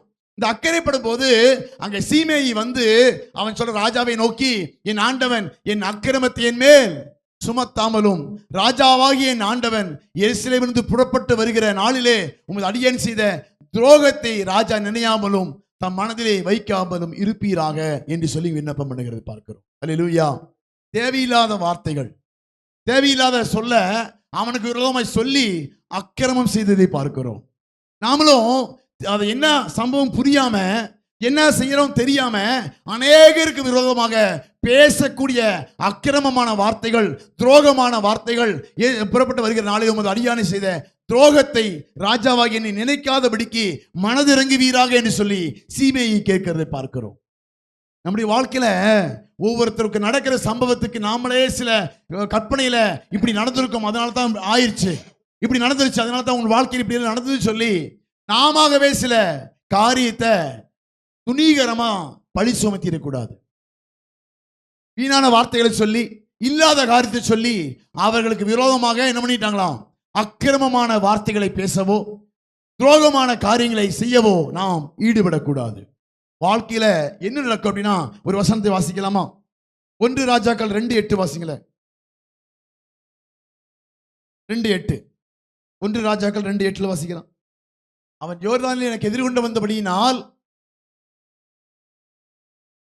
நான் உன்னை பட்டயத்தாலே கொண்டு போடுவதில்லை என்று கர்த்தர் மேல் அவனுக்கு ஆணையிட்டு கொடுத்தேன். அப்ப பாருங்க, ஏன் அவன் சாகாம இருந்தான் அப்படின்னா, அவன் எனக்கு எதிராய் வந்து எனக்கு முன்னால வந்து மண்டியிட்டு என்னை மன்னிப்பு கேட்டதுனால அவன் உன்னை பட்டயத்துக்கு கொண்டு போடுவதில்லை என்று சொல்லி உனக்கு நான் சொன்னதுனால உன்னை கொல்லாம இருக்கிறேன். இருந்தாலும் சாலமோனை பார்த்து தாவீது சொல்றாரு, அவன் மேல ஒரு கண் வைத்துக்கொள், அவன் எப்ப வேணாலும் மாறுவான், எப்ப வேணாலும் என்ன பண்ணுவான், தூஷிக்கிறதுக்கு வருவான் அப்படின்னு சொல்லி அவனுக்கு எச்சரித்தான். 2:44 வாசிக்கலாமே. 2:44 பின்னும் ராஜா சீமேயை பார்த்து நீ என் தகப்பனாகிய தாவீதுக்கு செய்ததும் உன் மனதுக்கு தெரிந்திருக்கிறதுமான எல்லா பொல்லாப்பையும் அறிந்திருக்கிறாய். ஆகையால் கர்த்தர் உன் பொல்லாப்பை உன் தலையின் மேல் திரும்ப பண்ணுவார். அல்லேலூயா. ஒரு நாள்ல அவன் ஏற்றுக்கொண்டு மன்னிச்சு விட்டாலும் கர்த்தர் பாருங்க, ராஜா சீமேயை பார்த்து நீ என் தகப்பனாக தாவீதுக்கு செய்ததும் உன் மனதுக்கும் தெரிந்திருக்கிறதுமான எல்லா பொல்லாப்பையும் அறிந்திருக்கிறாய். இப்ப பொல்லாப்பு ஒரு நாள் செய்தா அவர் சொல்றாரு பாருங்க, ஆகையால் கர்த்தர் உன் பொல்லாப்பை உன் தலையில் மேல் திரும்ப பண்ணுவார். நான் நினைச்சுக்கிறோம் அன்னைக்கு செய்தோம், ராஜா விட்டு மன்னிப்பு கேட்டுட்டோம், அதனால வாழ்க்கையில வராதுன்னு நீங்க நினைக்காதீங்க. கண்டிப்பா நீங்க திரும்ப அதுல இருந்து மனதை மாறாம இருந்தா திரும்ப அதற்கு தக்கதான பொல்லாப்பு நம் தலையின் மேல் வரும். ஆவிக்குரிய வாழ்க்கை என்பது தேவ சமூகத்துல ஆவிக்குரிய வாழ்க்கை வாழக்கூடிய நம்ம நிதானித்து பேச வேண்டும். எடுத்ததுக்கெல்லாம் பதில் சொல்லணும் அப்படிங்க தேவையில்லை. நிதானித்து பதில் சொல்ல வேண்டும். இல்லாத சொல்லி பொல்லாத சொல்லி அடுத்துள்ள மனதை வேதனைப்படுத்தினா அதற்கு ஒரு தண்டனை வரும் என்பதை மறந்து போயிடக்கூடாது. புரியுதா? நம்ம தேவையில்லாத வார்த்தையை சொல்றோம், அதுக்கப்புறம் தெரியுது ஐயோ அவங்க அப்படி சொல்லல அப்படின்ட்டு. ஏன் தேவையில்லாத சொல்றோம்? ஏன் ஆராய்ந்து பார்க்காம விசாரிக்காம பேசுறோம்? நம்ம பேசிடுவோம், போய் மன்னிப்பு கேட்டுருவோம். ஆனா அந்த பொல்லாப்பிற்கு ஒரு தண்டனை இருப்பது என்று மறந்து போகாதீங்க. நீ மன்னிப்பு கூட கேட்டுருவான், அக்கா சாரி தெரியாம பேசிட்டு நீங்க மன்னிச்சிருங்க அப்படின்னு சொல்லி கேட்டுருவோம். ஆனா அதுக்கு மன்னிப்பும் கிடைக்கும், அதுக்கு ஒரு தண்டனையும் கிடைக்கும். புரியுதா? ஒருத்தருக்கு பேசினா ஆண்டவர்கிட்ட போய் ஆண்டவரே தெரியாம பேசிட்டேன், அந்த தவறான காரியத்தை பரப்பிட்டேன், இப்படித்தான் ஒரு ஊழியக்காரர் சொன்னாரு. ஒரு ஊழியக்காரருக்கு விரோதமாய் அவரு ரொம்ப இது ஏமாத்திட்டு ரொம்ப இது பண்ணிட்டாரு, நடந்துட்டாருன்னு சொல்லி போட்டு ஒரு அம்மா தேவையில்லாத விஷயங்களை என்ன பண்ணிச்சான், எல்லா பக்கம் பரப்பிச்சாமா. அதாவது அந்த அம்மா எங்களுக்கு சரியா அந்த ஊழியக்காரர் செய்யறது இல்லை பண்றது இல்லை அப்படின்னு சொல்லி தேவையில்லாத தவறான ஒரு காரியம் பரப்பிச்சாமா. அதுக்கப்புறம் தான் ஒரு வருஷம் முடிச்சுட்டு அந்த அம்மாவுக்கு தெரிஞ்சுதாமா என்னன்னு, பாஸ்டர் பண்ணது கரெக்டு, தப்பா பண்ணல அப்படின்னு சொல்லி தெரிஞ்சுதாமா. தெரிஞ்சதுக்கு அப்புறம் அந்த பாஸ்டர் ஐயா இப்படி மன்னிச்சிருங்க, உங்களுக்கு விரோதமா பேசி இந்த ஊரெல்லாம் சொல்லிட்டேன் மன்னிச்சிருங்க அப்படின்னு. பாஸ்டர் அமைதியா இருந்துட்டு கொஞ்சம் பஞ்சு எடுத்து கொடுத்தாராம். பஞ்சு எடுத்து காத்துல எல்லாம் பறக்க விட்டாராம். பறக்க விட்டு போட்டு 1 மணி நேரம் முடிச்சதுக்கு அப்புறம் இந்த பஞ்செல்லாம் போய் எடுத்துட்டு வாமா அப்படின்னு சொல்லி சொன்னாராமா. எடுக்க முடியுமா? எடுக்க முடியாது. அதே மாதிரி தான் நீ சொன்ன வார்த்தையும், நீ என்கிட்ட மன்னிப்பு கேட்கிற சொன்னதுதான் எல்லாரும் அப்படித்தான் ஏத்துக்கிட்டாங்க. இப்ப நீ என்னதான் போய் என்கிட்ட மன்னிப்பு கேட்டாலும் என் பேர் எப்படி இருக்குது? தவறாதான் பதிவாய் இருக்குது.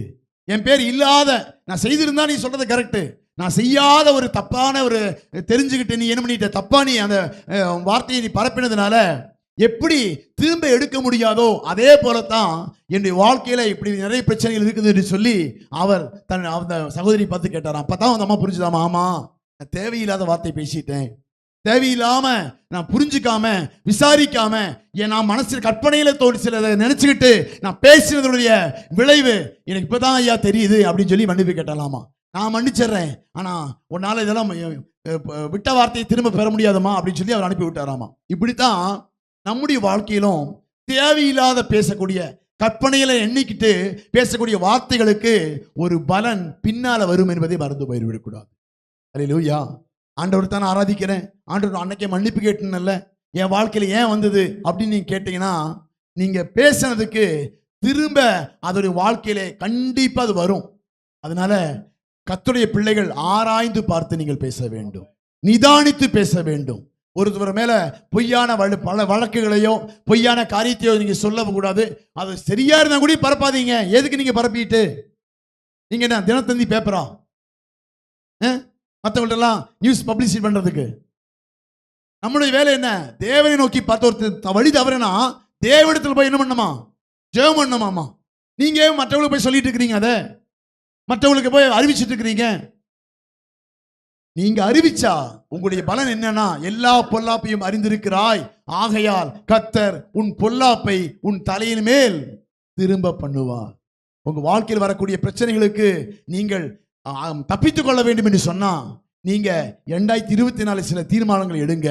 தேவையில்லாத சொல்ல மாட்டேன், தேவையில்லாத தேவனுக்கு விரோதமான காரியத்தை ஈடுபட மாட்டேன், தகித்து போயிருவேன், பொறுமையா போயிருவேன் சொல்லி சில காரியங்களை நீங்கள் தீர்மானித்தீர்கள் என்று சொன்னா உங்க வாழ்க்கையிலே நன்மைகளால் கர்த்தர் நீதிமானின் சிரசின் மேல் ஆசீர்வாதங்கள் தங்கும். ஆசீர்வாதம் வராமல் இருக்கிறதுக்கு காரணம் நீங்கள் நீதிமானாய் மாறாம இருக்கிறதுக்கு தான்.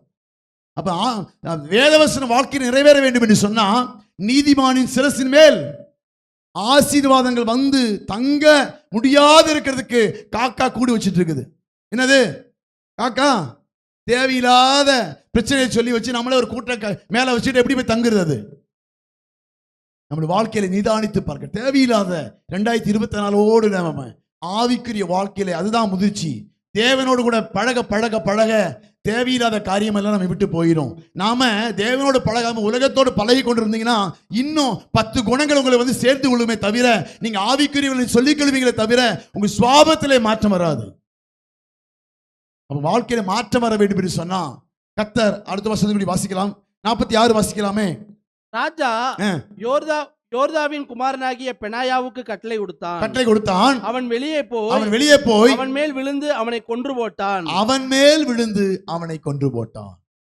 அவன் தலை மேலே பலிக்கும்படியாக அவன் செய்த தவறுக்கு அவன் தண்டனை கிடைத்தது. அல்லேலூயா. அன்னைக்கு ஆண்டவர் மன்னிச்சிட்டார்ல. ஏன் வாழ்க்கையில் எனக்கு சாவு வந்துன்னு சொல்லி யோவாப் கேட்டேன்னு சொல்லுவாங்க. என்ன ஆகும்? அவனுடைய தண்டனை கண்டிப்பா ஒரு காரியத்துக்கு கண்டிப்பா அவனுக்கு பின்னால என்ன வருது, அதுக்கான பதிலும் கூடி வருது. அதனால கொஞ்சம் கேர்ஃபுல்லா நம்ம இருக்கணும். ஆவிக்குரிய வாழ்க்கை என்பது எப்படியோ வாழ்ந்துட்டு போறதில்ல. தேவன் வைத்திருக்கிற ஒழுங்கும் கிரமமான வாழ்க்கைக்குள்ளாய் நீங்கள் வர வேண்டும். அப்படி வாழ்கிற வாழ்க்கை தான். அடுத்த ஒரு வருஷத்துக்கு கூடி வாசிக்கலாம். நியாயாதிபதிகள் 1:6 கூடி வாசிக்கலாம். நியாயாதிபதிகள் 1:6. நியாயாதிபதிகள் 1வது அதிகாரத்துல 6வது வசனத்தை வாசிக்கலாமா? அதோனிபேசேக் ஓடி போகையில் அவனை பின்தொடர்ந்து பிடித்து அவன் கை கால்களின் பெருவிரல்களை தரித்து போட்டார்கள். தரித்து போட்டார்கள். அடுத்த வருஷம் வாசிக்கலாம். அப்பொழுது அதோனிபேசேக் 70 ராஜாக்கள் கை கால்களின் பெருவிரல்கள் தரிக்கப்பட்டவர்களாய் என் மேஜையின் கீழ் விழுந்ததை பொறுக்கி தின்றார்கள். 70 ராஜாக்கள் கைகால்களின் பெருவிரல்கள் தரிக்கப்பட்டவர்களாய் என் மேஜையின் கீழ் விழுந்ததை பொறுக்கி தின்றார்கள். நான் எப்படி செய்தேனோ அப்படியே தேவன் எனக்கும் செய்து சரி கட்டினார். நான் எப்படி செய்தேனோ அப்படியே தேவன் எனக்கும் செய்து சரி கட்டினார் என்றார். அல்லேலூயா. நம்முடைய வாழ்க்கையில அதோனிஸ் பேசுறதுக்கு என்ன பண்ணிட்டு இருந்தான் அப்படின்னா, அவன் வாழ்ந்த நாட்களிலே 70 ஒவ்வொரு ராஜாவுடைய பிடிச்சு கையோடைய 2 பெருவிரல் காலுடைய 2 பெருவிரலையும் கட் பண்ணி போட்டு அவன் சாப்பாடு கீழே போட்டுருவானாமா. சாப்பாடு கீழே போட்டா எடுக்க முடியுமா உங்களால? சாப்பிடும் போது இந்த கை இல்லைன்னா சாப்பாடு ஆறலாம் என்னது வராது, தெரியுமா? பாருங்க, 70 ராஜாக்களின் கை கால்களின் பெருவிரல்களை தரித்து போட்டவர்களாய் என் மேஜையின் கீழ் விழுந்ததை பொறுக்கி தின்பார்கள். பொறுக்கவே முடியாது, கஷ்டப்பட்டு சாப்பிடுவாங்க. நடக்க முடியாது அவங்களால. கால் உங்களுக்கு பெருவிரல் இல்லைன்னா உங்களால நடக்க முடியாது, தெரியுமா? கால் வழுக்காம இருக்கிறதுக்கும் பேலன்ஸ் பண்றதுக்கும் ஒரே ஒரு விரல் என்ன அப்படின்னா மெயினான விரல் பெருவிரல். இந்த பெருவிரலை நறுக்கிட்டு இந்த கையுடைய இதை கட் பண்ணிட்டா போதும் எழுத கூடிய முடியாது, பேனா பிடிக்க முடியாது, சாப்பிட முடியாது, ஒரு வேலையும் செய்ய முடியாது. அதனால தான் தாஜ்மஹாலை கட்டினுடைய என்ன பண்ணா விரல வெட்டி போட்டானாமா. அதுக்கப்புறம் அவனை அந்த ஓவியம் வரைகிறதுக்காகவோ கட்டுறதுக்காகவோ கையை கரண்டியை பிடிக்கவே கூடாதுங்கிறதுக்காக என்ன பண்ணானாமா அந்த பெருவிரலை தரித்து போட்டானாமா. அப்படி இந்த ராஜா என்ன பண்ணணும் அப்படின்னா இந்த 70 ராஜாவை கொண்டு வந்து ஒவ்வொருவனா பிடிப்பான். அவனுக்கு எல்லா பெருவிரல்களை கையில் 2 கால் 2 கட் பண்ணிட்டு அவனை கீழே போட்டுருவான். சாப்பாடை கீழே போட்டானா சாப்பிடவே முடியாது, தண்ணி எடுத்து பிடிச்சு குடிக்க முடியாது. ரொம்ப அவமானப்படுத்தி வேதனைப்படுத்தி துன்பப்படுத்தி அவன் என்ன பண்ணினான், அழகு பார்த்து அனுபவித்து கொண்டிருந்தான். அவன் தான் சொல்றான், அப்ப 70 ராஜாக்கு 1 2 அல்லங்க, அப்ப எத்தனை வருஷம் அவனுடைய வாழ்க்கையில அப்படிப்பட்ட காரியங்களை செய்திருப்பான். ஒரே நாள் செய்தது அல்ல. அவன் வாழ்க்கையிலே அநியாயமாய் செய்ததை அவன் வாழ்க்கையிலே திரும்ப செய்ததை பார்க்கிறோம். 6வது வசனம் வாசிக்கலாம். 6வது வசனம். அதோனிபேசேக் ஓடி போகையில் அவனை பின்தொடர்ந்து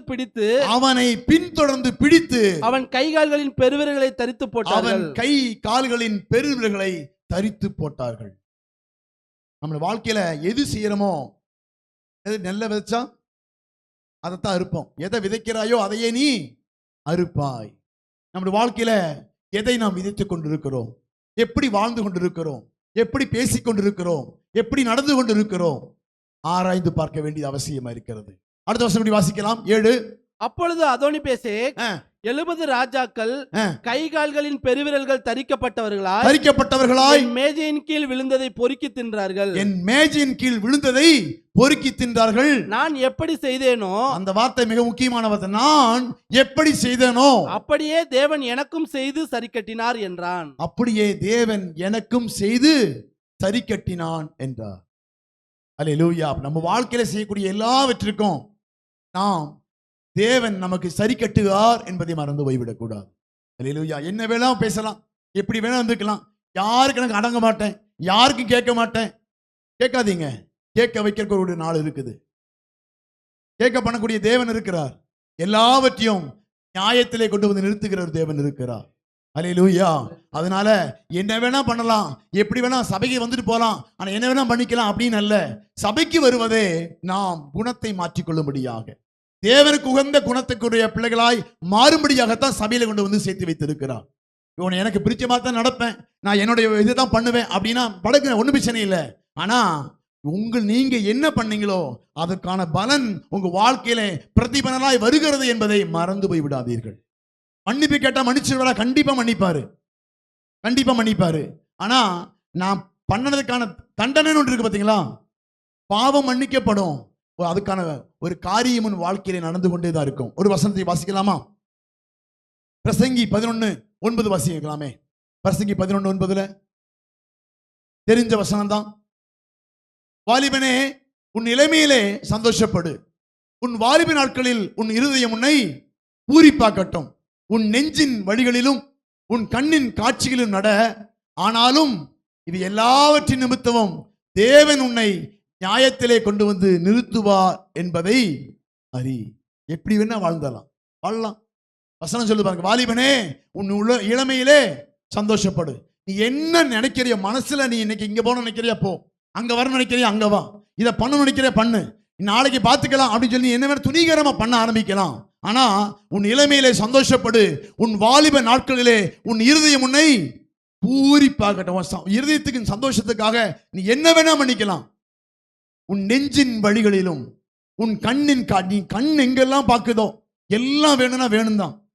இன்னைக்கு அநேக வாலிபர்களா இருக்கட்டும், ஏன் வயதானவங்க கூட இருக்கட்டுமே, கல்யாணம் கூட இருக்கட்டுமே, யாரா இருந்தாலும் நெஞ்சின் நான் நினைச்சதை சாதிக்கணும், நான் நினைச்சதபடிதான் செய்வேன், யார் என்ன சொன்னாலும் சரி அப்படித்தான் பண்ணுவேன் அப்படின்னு சொல்லி பண்ணக்கூடிய நபர்கள் இருக்கிறாங்க பாருங்க. உன் நெஞ்சின் வழிகளிலும் உன் கண்ணின் காட்சிகளிலும் நட. ஆனாலும் இது எல்லாவற்றின் நிமித்தமும் தேவன் உன்னை நியாயத்திலே கொண்டு வந்து நிறுத்துவார் என்பதை. நாம எப்படி வேணா வாழ்ந்தெல்லாம் இல்ல, தேவன் நமக்கு ஒரு நியமத்தை கொடுத்திருக்கிறார். இப்படித்தான் வாழ வேண்டும், இதைத்தான் செய்ய வேண்டும். செய்ய முடியலாம் பரவாயில்ல, ஆனா கர்த்தர் நியாயத்திலே கொண்டு வந்து நிறுத்தும் போது ஏன் வாழ்க்கையில் இப்படி வந்தது, ஏன் தேவன் கைவிட்டுட்டாரா அப்படின்னு நீங்க சொல்லாதீங்க. ஏன்னா ஒவ்வொன்றுக்குமே அதுக்கு தக்கதான பலன். அதனால தான் நிறைய கஷ்டப்படுறாங்கல்ல, கர்த்தர் ஆசீர்வதித்து உயர்த்தி வைக்கிறார் இல்லையா? நிறைய பேர் கஷ்டப்பட்டு ரொம்ப வேதனையோட வாழ்க்கை கண்ணீரோடு வாழ்ந்து கொண்டிருக்கிறாங்க. கர்த்தர் அந்த பிள்ளைகளை என்ன பண்றாரு, அதுக்கு தக்கதான பலனை கர்த்தர் கொடுத்து அவனை உயர்த்தி வைத்து ஆசீர்வதித்து வைக்கிறார். அதே சமயம் கஷ்டமே படாம அநேகரை கஷ்டப்படுத்தினவனையும் ஆசீர்வதிச்சா எப்படி இருக்கும்? அப்ப கஷ்டப்படுத்தினவனுக்கு தக்கதான ஒரு பலன் உங்க வரும்போது பெரிதா இருக்கும், தாங்க முடியாததா இருக்கும். அப்ப நீங்க தேவனை பார்த்து, ஏண்டவரே இப்படி ஆயிடுச்சே அப்படின்னு சொல்லி நீங்க உங்களுடைய அந்த காரியம் வரும்போது நமக்கு தெரியும் செய்யும், இதனால தான் வந்தது என்பது நமக்கு தெரியும். அல்லேலூயா. நம்ம ஆராய்ந்து பார்க்க. வாலிபனே, உன் இளமையிலே சந்தோஷப்படு, உன் வாலிப நாட்களிலே உன் இருதயம் உன்னை பூரிப்பாக்கட்டும், உன் நெஞ்சின் வழிகளிலும் உன் கண்ணின் காட்சியிலும் நட. ஆனாலும் இது எல்லாவற்றின் நிமித்தமும் தேவன் உன்னை நியாயத்திலே கொண்டு வந்து நிறுத்துவார் என்பதை அறி. இன்னைக்கு பணம் இருக்குது, பொருள் இருக்குது, பதவி இருக்குது, அதிகாரம் இருக்குது, அந்தஸ்து இருக்குதுன்னு சொல்லிட்டு பண்ணக்கூடிய எல்லா துணிகரத்திற்கும் ஆவிக்குரியவர்களுக்கு நான் சொல்றேன், பூமிக்குரியவர்களுக்கு இங்க கிடைக்காது. கவலைப்படாதீங்க. ஏன்னா நிறைய பேர் கேள்வி, அவன் நல்லா இருக்கானல்ல, பூமிக்குரியவன் என்ன பண்றான், நல்லா இருக்கானல்ல, அவன் நல்லா வாழ்ந்தான் நல்லா சித்து போயிட்டான் அப்படிங்கிறோம். அதாவது பூமிக்குரியவனுக்கு மட்டும் இங்க இல்ல, ஆவிக்குரியவனுக்கு மட்டும்தான் கர்த்தர் சொல்றாரு, நீங்க உங்களுடைய வழிகளுக்கு தக்க பலன் இங்கே கிடைக்கும் என்று கர்த்தர் சொல்லுகிறார். அதுக்கு ஒரு வசனத்தை பின்னால நாம் வாசிக்கலாம். அதனால நம்முடைய வாழ்க்கையில கொண்டு வந்து நிறுத்துவார் என்கிற மனதோடு கூட பயபக்தியோடு கூட ஒவ்வொரு காரியத்தையும் செய்ய வேண்டும். அனுதினம் வாழ்கிற வாழ்க்கையில செய்ய வேண்டிய காரியங்கள். யோபு 31வது அதிகாரத்தில் 1வது வசனம் வாசிக்கலாமா? யோபு 31:1. என் கண்களோட உடன்படிக்கை பண்ணின நான் ஒரு கன்னிகையின் மேல் நினைப்பா இருப்பதுபடி. என் கண்களோட உடன்படிக்கை பண்ணின நான் ஒரு கன்னிகையின் மேல் நினைப்பா இருப்பது எப்படி? வாலிபனே, உன் நெஞ்சின் வழிகளிலும் கண்ணின் வழிகளுக்கு காட்சியில் நடக்கலாம் என்று நீ தீர்மானித்துக் கொண்டிருக்கலாம். ஆனா எல்லாருக்கும் யோபு சொல்றாரு, என்னது?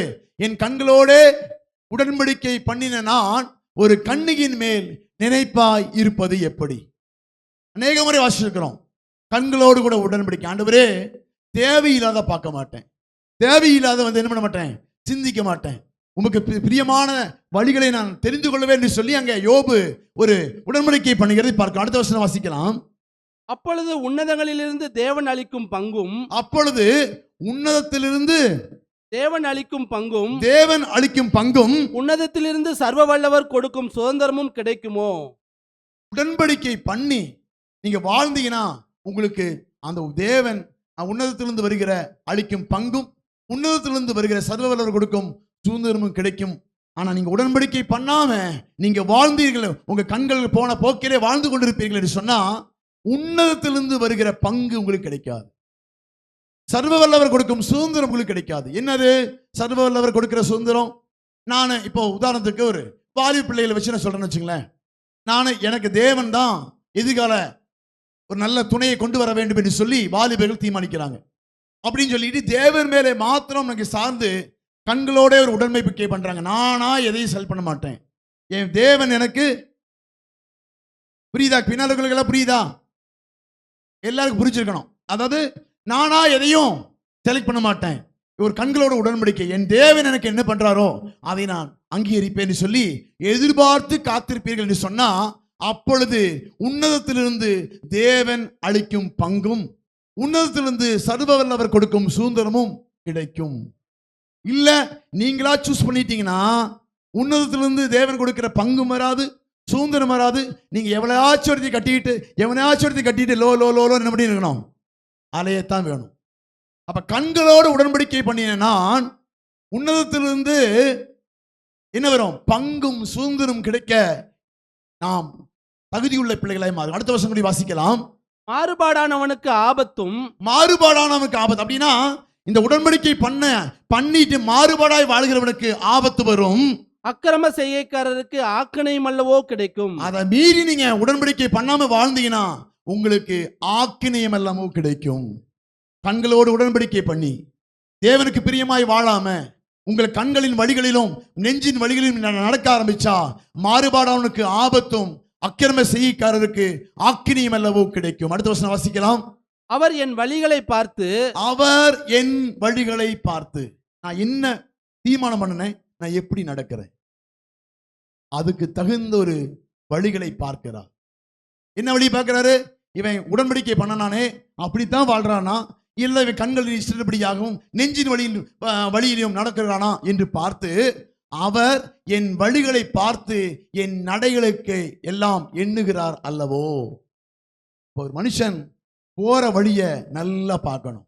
கண்களோடு உடன்படிக்கை பண்ணி தேவன் பார்க்கிறார், எனக்கு அவர் ஏற்றதை தருவார் என்று சொல்லி நீங்கள் தீர்மானித்து நீங்க வாழ்வீர்கள் என்று சொன்னா அவர் என் வழிகளை பார்த்து என் நடைகளுக்கு எல்லாம் எண்ணுகிறார் அல்லவோ. அடுத்த வசனம். நான் மாயையிலே நடந்தேனோ அப்படின்னா தேவையில்லாத காரியத்தின் பின்னால போனேனோ, என் கால் கபடு செய்ய தீவிரித்ததோ என்று, நான் கண்களோடு உடன்படிக்கை பண்ணிவிட்டு கபடு செய்வதற்காக என் கால்கள் தீவிரித்ததோ என்று, சுமித்திரையான தராசிலே தேவன் என்னை நிறுத்தி பாப்பாருங்க. அவன் எப்படி நடந்து கொண்டிருக்கிறான், அவன் எப்படி வாழ்ந்து கொண்டிருக்கிறான் என்பதை அவன் தேவன் நிறுத்தி பார்த்து என் உத்தமத்தை அறிவாராக, என் உத்தமத்தை அறிந்து அதற்கு ஏற்ற ஒரு பலனை, அதற்கு ஏற்ற ஒரு துணையை, அதற்கு ஏற்ற அவன் காரியத்தின் வாழ்க்கையில் நடக்க பண்ணுவாரே தவிர தேவன் அதுக்கு அநீதியாய் ஒன்றும் செய்ய மாட்டார். அல்லேலூயா. அப்ப யோபு கண்கள் மேல் கண்களிலே உடன்படிக்கை பண்ணிய நான் ஒரு கன்னியின் மேல் நோக்கமாய் இருப்பது எப்படி என்று ஏன் சொல்றேன்னா, இப்படி பின்ன வசனங்கள் பின்னால் இருக்கிறதுனால அவர் சொல்றாரு, கண்களோடு உடன்படிக்கை பண்ணியிருக்கிறேன், என் தேவனிடத்திலிருந்து எனக்கு ஒத்தாசை வரும், என் தேவன் சகலத்தையும் எனக்காய் செய்து முடிக்க வல்லவர் என்பதை அவன் அறிந்து உடன்படிக்கை பண்ணி அதில் உத்தமத்திலே நடந்தான். அவன் சமுத்திரையான தராசிலே தேவன் அவனை நிறுத்தினார், அவன் வாழ்க்கை கர்த்தர் ஆசீர்வதித்தார். நம்ம அது ஃபர்ஸ்ட் வசனத்தை மாத்திரம் வாசிட்டு அப்படின்னு விட்டுறோம் இல்ல, அதுக்கு பின்னால் அடுத்த வசனம் வாசிக்கலாம். என் நடைகள் வழியை விட்டு விலகினதும் என் இருதயம் என் கண்களை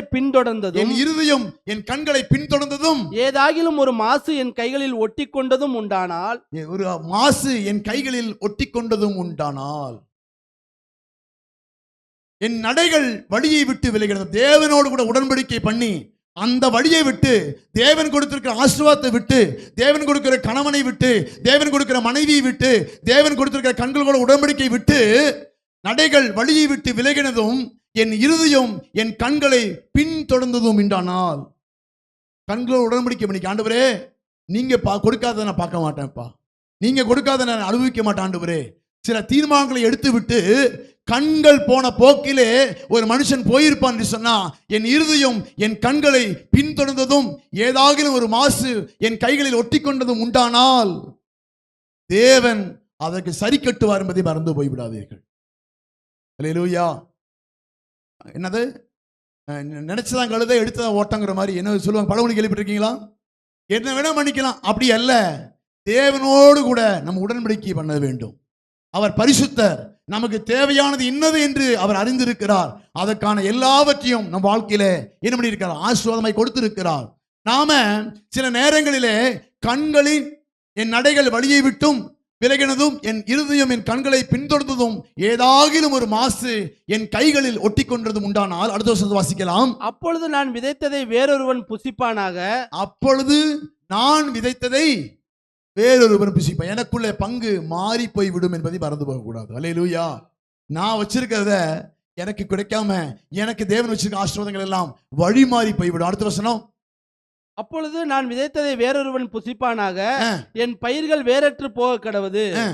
என் மனம் யாதொரு ஸ்திரீயின் மேல் மயங்கி அயலானுடைய வாசலை நான் எட்டி பார்த்ததுண்டானால், கண்களோடு உடன்படிக்கை பண்ணிவிட்டு யாதொரு ஸ்திரீயின் மேல் மயங்கி அயலானுடைய வாசலை நான் எட்டி பார்த்ததுண்டானால், அப்பொழுது என் மனைவி வேறொருவனுக்கு மாவரைப்பாளாக.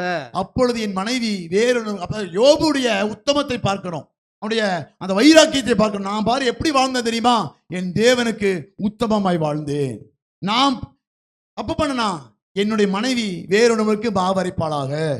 அப்ப நம்முடைய வாழ்க்கையில நாம தான் வாழ்க்கையில குடும்பம் ஆசீர்வாதமா இருக்கணும், பிள்ளைகள் ஆசீர்வாதம் இருக்கணும் அப்படின்னு சொன்னா 9வது வசனம் வாசிக்கலாமே. 9வது வசனம். என் மனம் யாதொரு ஸ்திரீயின் மேல்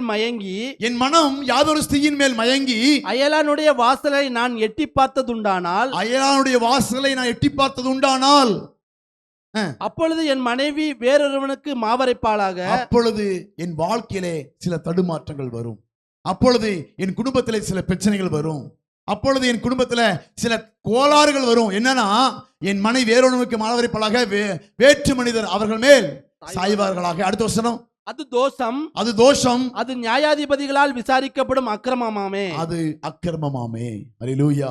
அப்ப கண்களோடு கூட உடன்படிக்கை என்று சொன்னா கண்டதையும் பார்க்கறது அல்ல, தேவன் அனுமதிக்காததை நம் வாழ்க்கையில அனுமதிக்க கூடாது.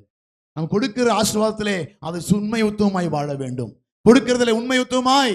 அன்னைக்கு உலகம் போய்க்கு வருகிற போக்க பார்த்தீங்கன்னா, இந்த உலகத்தில் வாழ முடியுமா அப்படின்னா அந்த அளவுக்கு மோசமா போய் கொண்டிருக்கிறது. பிசாசானவன் கெடுத்து வேறு வழியை நடத்தி கொண்டிருக்கிறான். ஆனா யோபு சொல்றாரு, கண்களோடு உடன்படிக்கை பண்ணின நான். அல்லேலூயா. நம்முடைய வாழ்க்கை பரிசுத்தமாய் இருக்க வேண்டும். பார்வையும் இருதயத்தின் எண்ணங்களும் கண்ணின் காட்சிகளும் வழிகள் எல்லாம். அதான் வாலிபனே, உன் வாலிப பிரயத்தில் சிருஷ்டிகரை நினை. நீ நினைக்காம இருந்ததை கண்டை நினைக்க வேண்டியது வரும்.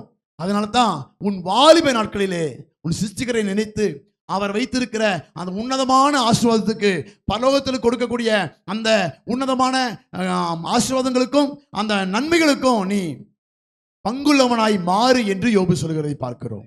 அல்லேலூயா. அப்போ அவன் வழிகளுக்கு தக்க பலன் என்னோடு கூட வருகிறது. நம்மளுக்கு வாழ்க்கையில ஏன் ஆசீர்வாதங்களுக்கு விரோதமாய் சில காரியங்கள் வருது என்று சொன்னா, நாம் வழிகளையும் நடைகளையும் ஆராய்ந்து பார்க்க வேண்டும்.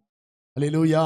தேவன் வைத்திருக்கிற வழி, தேவன் வைத்திருக்கிற திட்டங்களுக்கு நம் தீர்மானங்களுக்கும் கொஞ்சம் விலகி நாம் வாழ்வோம் என்று சொன்னா, நாம் சொல்றேனே பின்னாலேயே அதனுடைய பலன்களையும் அனுமதிக்க முடியும். அடுத்த ஒரு வசனத்தை வாசிக்கலாம். நியாயாதிபதிகள்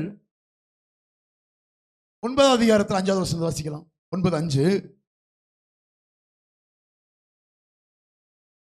நியாயாதிபதிகள் 9:5. அவன் ஒப்ராவில் இருக்கிற தன் தகப்பன் வீட்டிற்கு போய் யெருபாகாலின் குமாரராகிய தன் சகோதரர் 70 பேரையும் ஒரே கல்லின் மேல் கொலை செய்தான். ஆனாலும் யெருபாகாலின் இளைய குமாரனாகிய யோதாம் ஒளிந்திருந்தபடியினால் அவன் தப்பினான். அவன் ஒப்ராவில் இருக்கிற தன் தகப்பன் வீட்டுக்கு போய் யெருபாகாலின் குமாரனாகிய தன் சகோதரர் 70 பேரையும் ஒரே கல்லின் மேல் கொலை செய்தான். இங்க பார்க்கிறோம், இவனுக்கு என்ன ஆசை அப்படின்னா பதவி ஆசை. யாரும் ராஜாவா இருக்கக்கூடாது. அப்ப என் குடும்பத்துல ராஜா வம்சத்தில் வந்தவன் அவன். அதனால தான் மாத்திரம் இருக்க வேண்டும் என்று சொல்லி தன் சகோதரர்கள் 70 பேரையும் கொண்டு விட்டான். அப்ப யாரா ராஜாவாக முடியாது. உடனே ஒரே கல்லின் மேல எல்லாரையும் அடிச்சு கொன்று அவன் எல்லா ராஜகுலத்தில் இருக்கிற எல்லாரையும் அவன் என்ன பண்ணிடுவான், அழித்து விடுவான். அப்ப ஒரே ஒருத்தர் மாத்திரம் அங்க தப்பித்துக் கொள்கிறான். அதுல 23 வாசிங்களேன். 9:23. அபிமெலேக்கும் சீகேமின் பெரிய மனுஷருக்கும் நடுவே பொல்லாப்பு உண்டாகும் ஆவியை தேவன் வரப்பண்ணினார். அபிலேமுக்கும் சீகேமுக்கும் பெரிய மனுஷருக்கும் நடுவே பொல்லாப்பு உண்டாகும் ஆவியை தேவன் வரப்பண்ணினார். அடுத்த வசனம். எருபகாலின் 70 குமாரருக்கு செய்யப்பட்ட கொடுமை வந்து, எருபகாலின் 70 குமாரருக்கு செய்யப்பட்ட கொடுமை வந்து பலித்து அவருடைய இரத்த பலி அவர்களை கொன்ற அவருடைய சகோதரனாகிய அபிமெலேக்கின் மேலும், அவருடைய இரத்தப்பழி அவர்களை கொன்ற அவருடைய சகோதரனாகிய அபிமெலேக்கின் மேலும், தன் சகோதரரை கொல்ல அவன் கைகளை திடப்படுத்தின சீகேம் மனுஷர் மேலும் சுமரும்படியாக சீகேமின் பெரிய மனுஷர் அபிமெலேக்குக்கு இரண்டகம் பண்ணினார்கள். சீகேமின் மனுஷர் அபிமெலேக்குக்கு இரண்டகம் பண்ணினார்கள். பாருங்க, எருபகாலன் 70 குமாருக்கும் செய்யப்பட்ட கொடுமை வந்து பலித்தது. 70 பேர் கொன்னுட்டான். அவன் தான் என்ன பண்ணிடுறான், ராஜாவா இருக்கிறான். ஆனா கர்த்தர் அவனை என்ன பண்ணாராம், பொல்லாப்பு உண்டாக்கக்கூடிய ஒரு ஆவியை தேவன் அவர்கள் அந்த கூட்டத்தில் உருவாக்கி அவன் எருபகாலுக்கு அந்த குடும்பத்தில் செய்த எல்லாவுக்கும் அபிமெலேக்குக்கும் அந்த ஊர் மக்களுக்கும் விரோதமாக செய்ய வந்ததை பார்க்கிறோம். ஹல்லேலூயா. நாம செய்தரலாம். அது 70 பேரை கொண்டு விட்டேன் நல்ல ராஜாங்கம் பண்ணிடுவானா அப்படின்னு நினைச்சீங்கன்னா 70 பேரையும் கல்லில் மேல் அடித்துக் கொள்ளுகிறான். அரசாங்க பதவி ஆசையினால தான் மட்டுமே அந்த ஜனங்களை ஆள வேண்டும், எனக்கு எதிரியே இருக்கக்கூடாது என்று சொல்லி எதிரியா இருக்கக்கூடிய தன் சகோதரர்கள் சொந்த குடும்பத்தில் இருக்கக்கூடிய நபர்களை என்ன பண்ணிட்டான், அடித்து கல்லின் மேல் அடித்து கொன்று தன் ராஜ்யபாரத்தை நிறுத்தி கொண்டான். கர்த்தரால் அந்த நியாயம் தீர்க்கிற ஒரு காரியம் அங்கே செயல்பட்டது. கர்த்தர் அவன் மேலே பொல்லாப்பு உண்டாகும் ஆவியை கட்டளையிட்டார். அதனால அந்த குடும்பத்திற்கு கொன்ற அவருடைய சகோதரனாகிய அபிமெலேக்கின் மேலும் தன் சகோதரனை கொல்ல அவன் கையை திடப்படுத்தின சீகேம் மனுஷர் மேலும் சுமரும்படியாக சீகேம் பெரிய மனுஷர் அபிமெலேக்குக்கு இரண்டகம் பண்ணினார்கள். ஹல்லேலூயா. அங்க பார்க்கிறோம், அந்த மனுஷனுக்கு விரோதமாக தேவன் பொல்லாப்பு உண்டாகக்கூடிய ஒரு ஆவியை கொடுக்கிறதை பார்க்கிறோம். ஹல்லேலூயா. 53 கூட வாசிக்கல. 9:53. அப்பொழுது ஒரு ஸ்திரீ ஒரு எந்திரக்கல்லின் துண்டை அபிமெலேக்குடைய தலையின் மேல் போட்டாள். அப்பொழுது ஒரு ஸ்திரீ ஒரு எந்திரக்கல்லின் துண்டை அபிமெலேக்குடைய தலையின் மேல் போட்டாள். அது அவன் மண்டையை உடைத்தது.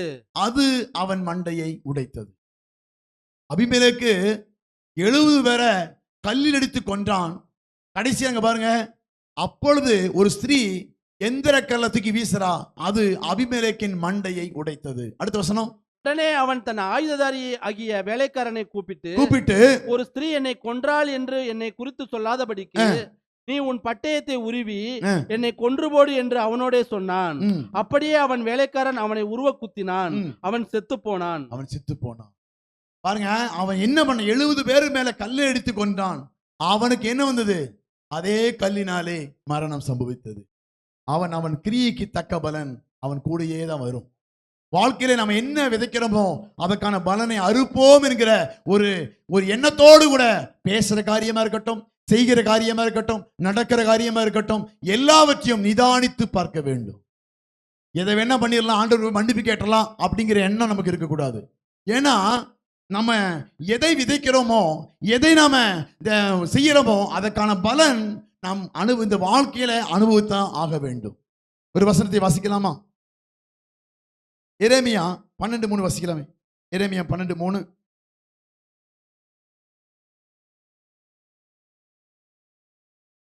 கர்த்தாவே, நீர் என்னை அறிந்திருக்கிறீர், என்னை காண்கிறீர். என் இருதயம் உமக்கு முன்பாக எப்படிப்பட்டதென்று சோதித்து அறிகிறீர்.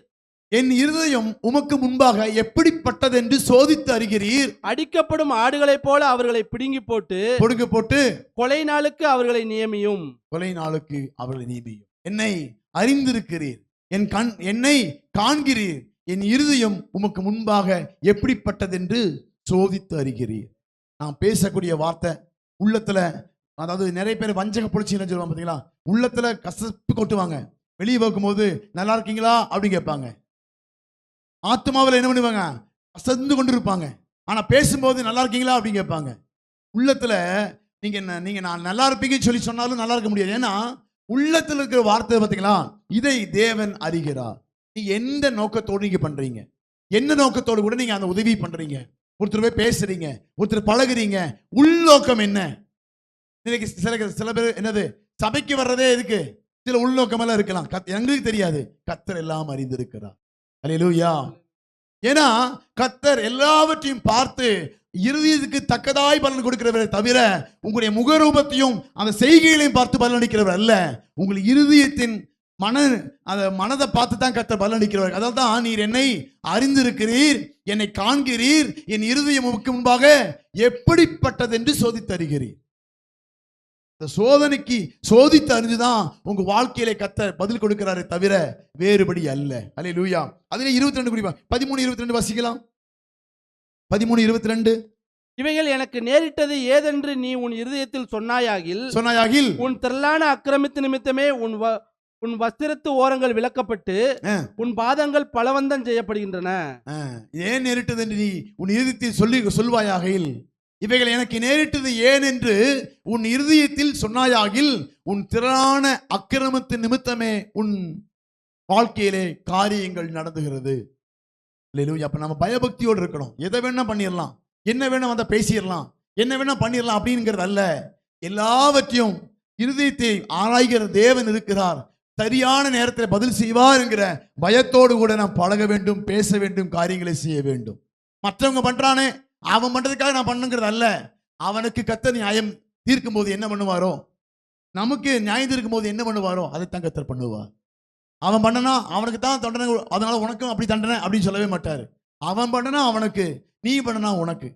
அப்ப நம்முடைய வாழ்க்கையில நாம் ஆசீர்வாதங்களுக்கு பாத்திரவான்களை மாறுவதற்கு நாம் தான் காரியங்களை தீர்மானிக்கிறோமே தவிர, நாம் தான் அதுக்கு முன்மாதிரியா இருக்கிறோமே தவிர வேற ஒன்றும் அல்ல. அல்லேலூயா. அதிலே 14:20 வாசிங்களே. 14:20. தவே எங்கள் தீமையும் எங்கள் பிதாக்களின் அக்கிரமத்தையும் நாங்கள் அறிந்திருக்கிறோம், உமக்கு விரோதமாய் பாவம் செய்தோம். அப்ப நம்முடைய வாழ்க்கையில இதுவரை அப்படிப்பட்ட சூழ்நிலை காணப்படுமானா 2024 ஆராய்ந்து பார்க்க வேண்டும். இன்னி இப்படிப்பட்ட செய்ய மாட்டாண்டவரே, 2025 உங்களுக்கு ஆசீர்வாதமாக இருக்க வேண்டும் என்று சொன்னா, 2025 நீங்கள் இன்னும் மேன்மையான காரியங்களை பெற்றுக்கொள்ள வேண்டும் என்று சொன்னா, நாம் 2024 சில காரியங்களை ஆராய்ந்து பார்த்து இப்படிப்பட்ட சில தீர்மானங்களை எடுத்து தேவனுடைய வசனத்துக்கு கீழ்ப்படியக்கூடிய இருதயத்துக்கு நேராய் உங்கள் இருதயங்களை இங்கே திருப்புவீர்கள் என்று சொன்னா உங்க வாழ்க்கையில ஆசீர்வாதம் உண்மையாகவே கடந்து வந்து பெரிய காரியங்களை செய்யும். அல்லேலூயா. பவுல் இப்படிப்பட்ட நம்ம வாழ்க்கையில் பார்க்கிறோம் அல்லவா. பவுலுடைய வாழ்க்கையில் என்ன நடந்தது? ஒரு வசனத்தை, ஒரு ரெண்டு சம்பவத்தை மாத்திரம் வாசனை முடிக்க விரும்புகிறேன்.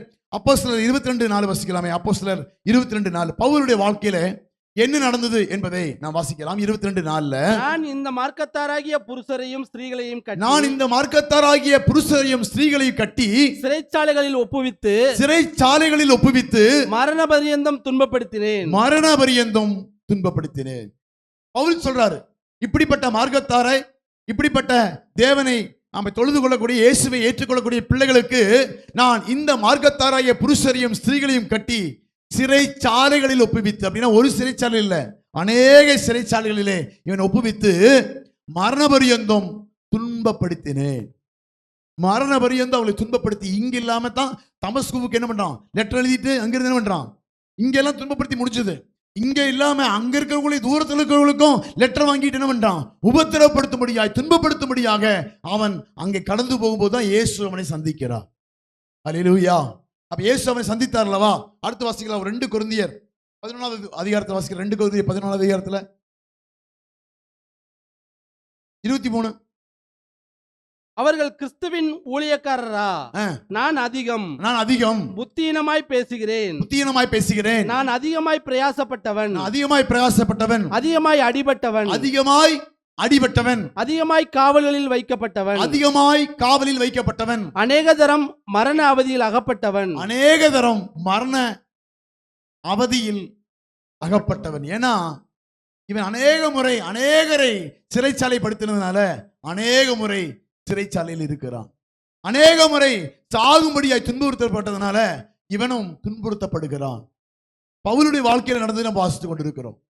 அப்ப நம்ம வாழ்க்கையில ஏன் கர்த்தர் அவன் வாழ்க்கையில் இப்படி ஒரு காரியத்தை அனுமதித்தார்? ஏன் அவன் வாழ்க்கையில் இப்படிப்பட்ட காரியங்கள் நடந்தது? அடுத்த வருஷம் வாசிக்கலாம்.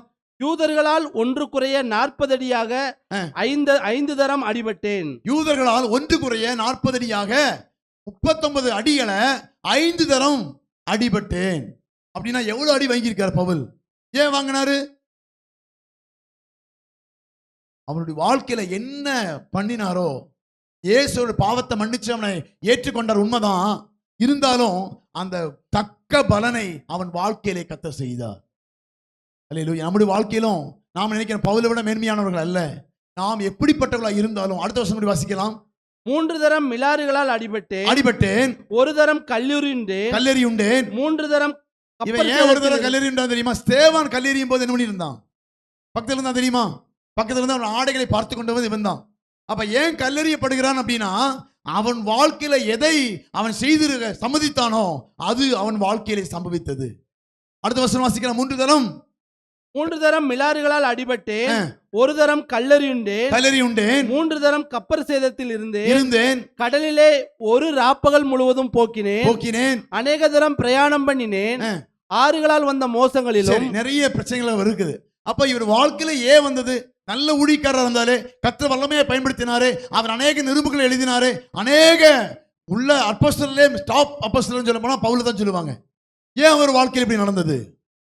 அவர் வாழ்க்கையில நாம் எதையெல்லாம் செய்திருக்கிறோமோ, வாழ்க்கையில கர்த்தர் அவனை பாதுகாப்பார், பராமரிப்பார், கிருபை கொடுப்பார், எல்லாம் கொடுப்பாரு. தக்க பலனும் அவனுக்கு பூமியிலே சரி கட்டப்படும். அல்லேலூயா. ஏன்னா நீதிமொழிகள் 11:31 வாசிங்களே. நீதிமொழிகள் 11:31.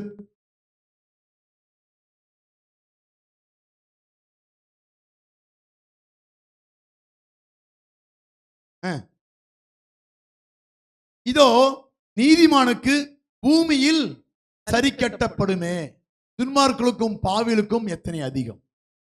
அப்போ இதோ நீதிமானுக்கு பூமியிலே சரி கட்டப்படுமே. ஏன்னா வாழ்க்கையில் வருது அப்படின்னா, பூமியிலே நமக்கு சரி கட்டப்பட்டா மட்டும்தான் பரலோகத்தில் போய் நம்ம என்ன பண்ண முடியாது, அதோடைய இது பார்க்க முடியாது. அதனால பாவிகளுக்கும் மற்றவர்களுக்கு என்ன பண்ணும், நரகத்தில் போய் அவங்க அந்த வேதனையை அனுபவிச்சு கொள்வாங்க. ஆனா நீதிமான இயேசு ரத்தத்தை கழுவப்பட்ட உங்களுக்கும் எனக்கும் பூமியிலே சரி கட்டப்பட்டே ஆக வேண்டும். அதனால உங்க வாழ்நாளில் நீங்கள் செய்த எல்லாவற்றிற்கும் என்னெல்லாம் பண்றீங்களோ, என்னெல்லாம் வேடு நினைக்கிறீங்களோ அதுக்கு தகுந்த மாதிரி பண்ணிக்க சொல்ல போனோம். சுருக்கமா சொல்ல போனோம்னா, நீங்க எப்படி எல்லாம் கஷ்டப்படணும்னு நினைக்கிறீங்களோ அதுக்கு தகுந்த மாதிரி உங்க வாயின் வார்த்தைகள், நடக்கைகள், பார்வைகள், செயல்கள், சிந்தைகள் எப்படி வேணா வச்சுக்கலாம். அப்ப பூமியிலே உங்களுக்கு சரி கட்டப்படும். நீங்க பரலோகத்துக்கு வர்றவங்களா இருந்தா உங்களுக்கு பூமியிலே சரி கட்டப்படும். இல்லைன்னா உங்களுக்கு சரி கட்டப்படாது.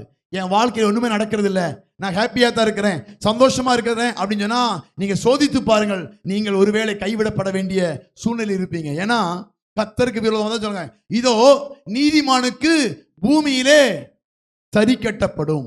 அப்ப பூமியிலே சரி கட்டப்பட்டு ஒருவனுக்கு 2 தண்டனை கிடைக்காது. இங்கே சரி கட்டிட்டாருன்னா இங்க கொடுக்கிற தண்டனை லகுவா இருக்கும், இங்கே படைக்கிற தண்டனை லேசா இருக்கும். ஆனா பரலோகத்துக்கு கொண்டு போறதுக்கான அது ஏதுவா இருக்கும். ஆனா அதே சமயம் நாம் இங்கே தண்டிக்கப்படவில்லை, இங்க ஒண்ணுமே நடக்கிறது இல்லை அப்படின்னா நரகத்துல போய் வாட்டி எடுத்துருவார், வரதச்சு எடுத்துருவார். அவ்வளவுதான். நாம் திரும்பியே வர முடியாத அளவுக்கு நம்முடைய வாழ்க்கையில என்ன பண்ண முடியும், அக்கிரமங்களும் என்ன காரியங்களும் அதிகமாக இருக்கும். அப்ப நம்ம வாழ்க்கையில நாம் நல்ல வழியில வாழ்ந்து தேவனுக்கு பிரியமாய் வாழ வேண்டும் என்று சொன்னா, அதனால தான் பவுலுடைய வாழ்க்கை அவ்வளவு அவமானங்கள், பாடுகள், உபத்திரங்கள் வந்தது. நல்ல போராட்டத்தை போராடினேன், அவன் ஓட்டத்தை முடித்தேன், விசுவாசத்தை காத்துக்கொண்டேன், இது முதல் நீதியின் கிரீடம் எனக்கு வைக்கப்பட்டிருக்குது. பூமியிலே அவனுக்கு சரி கட்டுறதுக்கு அப்புறம் தான் பரலோகத்துக்கு அவன் ஆயத்தமாகினதை பார்க்க முடிகிறது. நம்முடைய வாழ்க்கையிலும் ஆவிக்குரியவர்கள் சொல்லக்கூடிய நம்முடைய வாழ்க்கையிலும் தேவன் இருதயத்தை ஆராய்ந்து பார்க்கிறவராய் இருக்கிறார். கண்களின் வழியிலும், இருதயத்தின் நெஞ்சின் வழிகளிலும், கண்ணின் பார்வையிலும் நடக்கிறோமா? நமக்கு இஷ்டமானபடி செய்து கொண்டிருக்கிறோமா, இல்ல வசனத்தின்படி செய்து கொண்டிருக்கிறோமா என்பதை ஆராய்ந்து பார்த்து அவன் கிரியைகளுக்கு தக்க ஒரு வசனத்தை மத்தேயு 16:27 வாசிக்கலாமா? வெளிப்படுத்தல் கூடி வரும், அது வேண்டாம், இது வாசிக்கலாம். மத்தேயு 16:27. மனுஷகுமாரன் தம்முடைய பிதாவின் மகிமை பொருந்தினவராய் தம்முடைய தூதரோடும் கூட வருவார். அப்பொழுது அவனவன் கிரியைக்கு தக்கதாக அவனுக்கு பலன் அளிப்பார். அவனவன் கிரியைக்கு தக்கதான பலன் அளிப்பார். அல்லேலூயா. அப்ப ஆவிக்குரிய வாழ்க்கை என்பது ஒவ்வொரு நாளும் பயபக்தியோடு வாழ்கிற வாழ்க்கை, ஒவ்வொரு நாளும் தேவனோடு கூட உறவை புதுப்பித்துக் கொண்டுகிற வாழ்கிற வாழ்க்கை. அப்பதான் உலக கேட்டுக்கும் பாவத்தின் வழிகளுக்கும் தப்பி விலகி வாழ வேண்டும் என்று சொன்னா அனுதினமும் ஜெபம் இருக்க வேண்டும், அனுதினமும் வேதவாசி இருக்க வேண்டும், அனுதினம் தேவனோட உறவு இருக்க வேண்டும். இல்லாவிட்டினா கண் நம்மை இழுத்து விடும், நெஞ்சின் வழி நம்ம இழுத்து விடும், தவறான வழிகளுக்கு நாம் சிக்கிக்கொள்ளுவோம். அப்ப அதிலிருந்து நீங்கள் மீட்டு வாழ வேண்டும் என்று சொன்னா அனுதினமும் வேதத்தை வாசிக்க வேண்டும், அனுதினமும் ஜெபிக்க வேண்டும். இந்த பழக்கம் 2024 இல்லை அப்படின்னா தயவு செய்து இங்க மாற்றிக்கொள்ளுங்கள். நீங்கள் உங்கள் வழிகளை சீர்படுத்திக் கொள்ளுங்கள், உங்கள் வழிகளை சரிப்படுத்திக் கொள்ளுங்கள். ஒரு ஆவிக்குரிய வாழ்க்கையில சிரமாய் நிலையாய் நிற்க வைப்பது என்ன என்று சொன்னா அவன் தேவனோடு உள்ள உறவு தான் அவனை சிறப்படுத்தும், அவனை தேவ பிள்ளையாய் பாதுகாக்கும். இல்லாவிட்டா தேவ பிள்ளை என்கிற பேர் மாத்திரம்தான் இருக்குமே ஒழிய அவன் உலகத்துக்குரிய எல்லா வேஷம் தரித்து கொண்டு அவன் நடை உடை பாவனை அவனுடைய எல்லா செயல்களையும் பார்த்தா அவன் சொல்லலாம் ஆவிக்குரியவன் அல்ல என்று நாம் சொல்ல முடியும். அந்த அளவுக்கு அவன் வாழ்க்கை இருக்கும். அதனால இந்த நாளிலே கண்களோடு உடன்படிக்கை பண்ணின யோபை பார்த்தோம், பவுலை பார்த்தோம். நம் வாழ்க்கையில அவன் கிரியைக்கு தக்க பலன் கொடுக்கிறவர் இருக்கிறார்ங்கிற நம்பிக்கை விசுவாசத்தோடு கூட நாம் பயபக்தியோடு கூட வாழ்வோம். நாம் தேவ சமூகத்தில் எதுக்காக அழைக்கப்பட்டிருக்கிறோம்? அவர் பிள்ளைகளாக நீதிமான் சிரசின் மேல் ஆசீர்வாதங்கள் தங்கும். நாம் ஆராய்ந்து பார்க்க வேண்டும். 2024 சில அவமானங்களையும் சில துக்கங்களையும் அனுபவித்திருக்கிறோம் என்று சொன்னா 2025 நமக்கு ஆசீர்வாதமாக இருக்க வேண்டும் என்று சொன்னா நாம் சிலரை ஆராய்ந்து பார்க்க 2025 எனக்கு ஆசீர்வாதமாக வேண்டும் ஆண்டவரே, அப்படின்னா நான் எப்படி வாழ வேண்டும் என்பதை நீங்கள் தீர்மானித்துக் கொள்ளுங்கள். அதற்கேற்ற நன்மையினாலே கர்த்தர் உங்களை நிரப்புவார். கண்களை மூடி ஜெபிக்கலாமா? தேவ சமூகத்தில் கண்களை மூடி. நல்ல தகப்பனே, ஆசீர்வதிக்கப்பட்ட நல்ல ஓய்வு நாளுக்காய் நன்றி அப்பா. இந்த நாளிலும் மனிதனுடைய நடைகள் மனிதனால் வருவதல்ல, தேவனால் வருகிறது ஆண்டவரே. எங்க வாழ்க்கையில 2024 கொடுத்த ஆசீர்வாதங்களுக்காய் நன்றி. 2025 இன்னும் மேன்மையான ஆசீர்வாதங்களை பெற்றுக்கொள்ள நாங்கள் எப்படி நடந்து கொள்ள வேண்டும் என்பதை கற்றுக் கொடுத்தீங்க ஆண்டவரே. அவன் கிரியைக்கு தக்கதான பலன் நீ அளிக்கிறீ. நீதிமானுக்கு பூமியிலே சரி கட்டப்படும் என்று சொல்லி நாங்கள் வேதத்தில் வாசிக்கிறோம். ஆண்டவரே, நீதிமானாய் எங்களை மாற்றி இருக்கிறீங்க. உண்மையாகவே நாங்கள் நீதிமானாய் மாற்றப்பட்டிருக்கிறோம். நாங்கள் நடக்கிறதான வழிக்கு தக்க பலன் எங்க வாழ்க்கையிலே வரும் என்பதை அறிந்திருக்கிறோம். அதனால வரும் நாளை நாங்கள் உண்மைக்கு பிரியமாய் வாழ தீர்மானிக்கிறோம்ப்பா. அனுதினமும் ஜெபித்து அனுதினமும் வேதத்தை வாசித்து ஆலயத்தின் ஆவிக்குரிய கூட்டங்களுக்கு தவறாமல் கலந்து கொண்டு ஆவிக்குரிய காரியத்துக்கு முக்கியத்துவம் கொடுத்து ஆவிக்குரிய காரியத்தில் ஈடுபடுத்தி கொண்டு ஆண்டவருடைய பிள்ளைகளாய் வாழ, சீஷர்களாய் வாழ, ஆண்டவரே உன் பரலோக ராஜ்யத்துக்கு சொந்தக்காரர்களாய் மாற, நல்ல மனவாட்டிகளாய் மாற அர்ப்பணிக்கிறோம் ஆண்டவரே. மணவாளன் வரும்போது மணவாட்டியாயிருக்க சபையை எடுத்துக்கொள்ளும்படியாய் வருகிறார். நம்மளை பார்த்து உங்களை அறியேன்னு சொல்லிடக்கூடாது, உங்களை தெரியாதுன்னு சொல்லிடக்கூடாது. ஏன்னா ஆண்டவரே நாங்கள் அற்புதங்களை செய்தோம் அல்லவா, அதிசயங்களை செய்தோம் அல்லவா என்று அவர்கள் கைவிடப்பட்ட கன்னிகளை பார்த்து சொன்னது போல சொல்லிவிடாதபடிக்கு புத்தியுள்ள கன்னிகளை போல நாம் ஆயத்தமாவோம். கர்த்தருடைய வருகைக்கு நாம் ஆயத்தமாவோம். பொல்லாத உலகத்தை நாம் முன்னால வைத்து, பொல்லாத காரியத்தை முன்னால வைத்து நாம் வாழாதபடிக்கு தேவன் சொன்ன வாக்கு தத்தத்தை நம்பி விசுவாசத்தோடு வாழ்வோம். ஆமென். காடானாலும் மேடானாலும் கர்த்தர் சமூகத்திலே காத்திருந்து தேவன் கொடுக்கிற நம்ம ஆசீர்வாதங்களுக்கு பாத்திரவான்களை நடந்து கொள்ளுவோம். கர்த்தர் வாழ்க்கையிலே பெரிய காரியங்களை செய்வாராக. தொடர்ந்து பொறுப்படுத்திக் கொள்ளும்படி நடத்தும். எல்லா துதி கன மகிமை அனைத்தும் தருகிறோம். இயேசுவின் மூலம் ஜெபங்களும் பிதாவே, ஆமென்.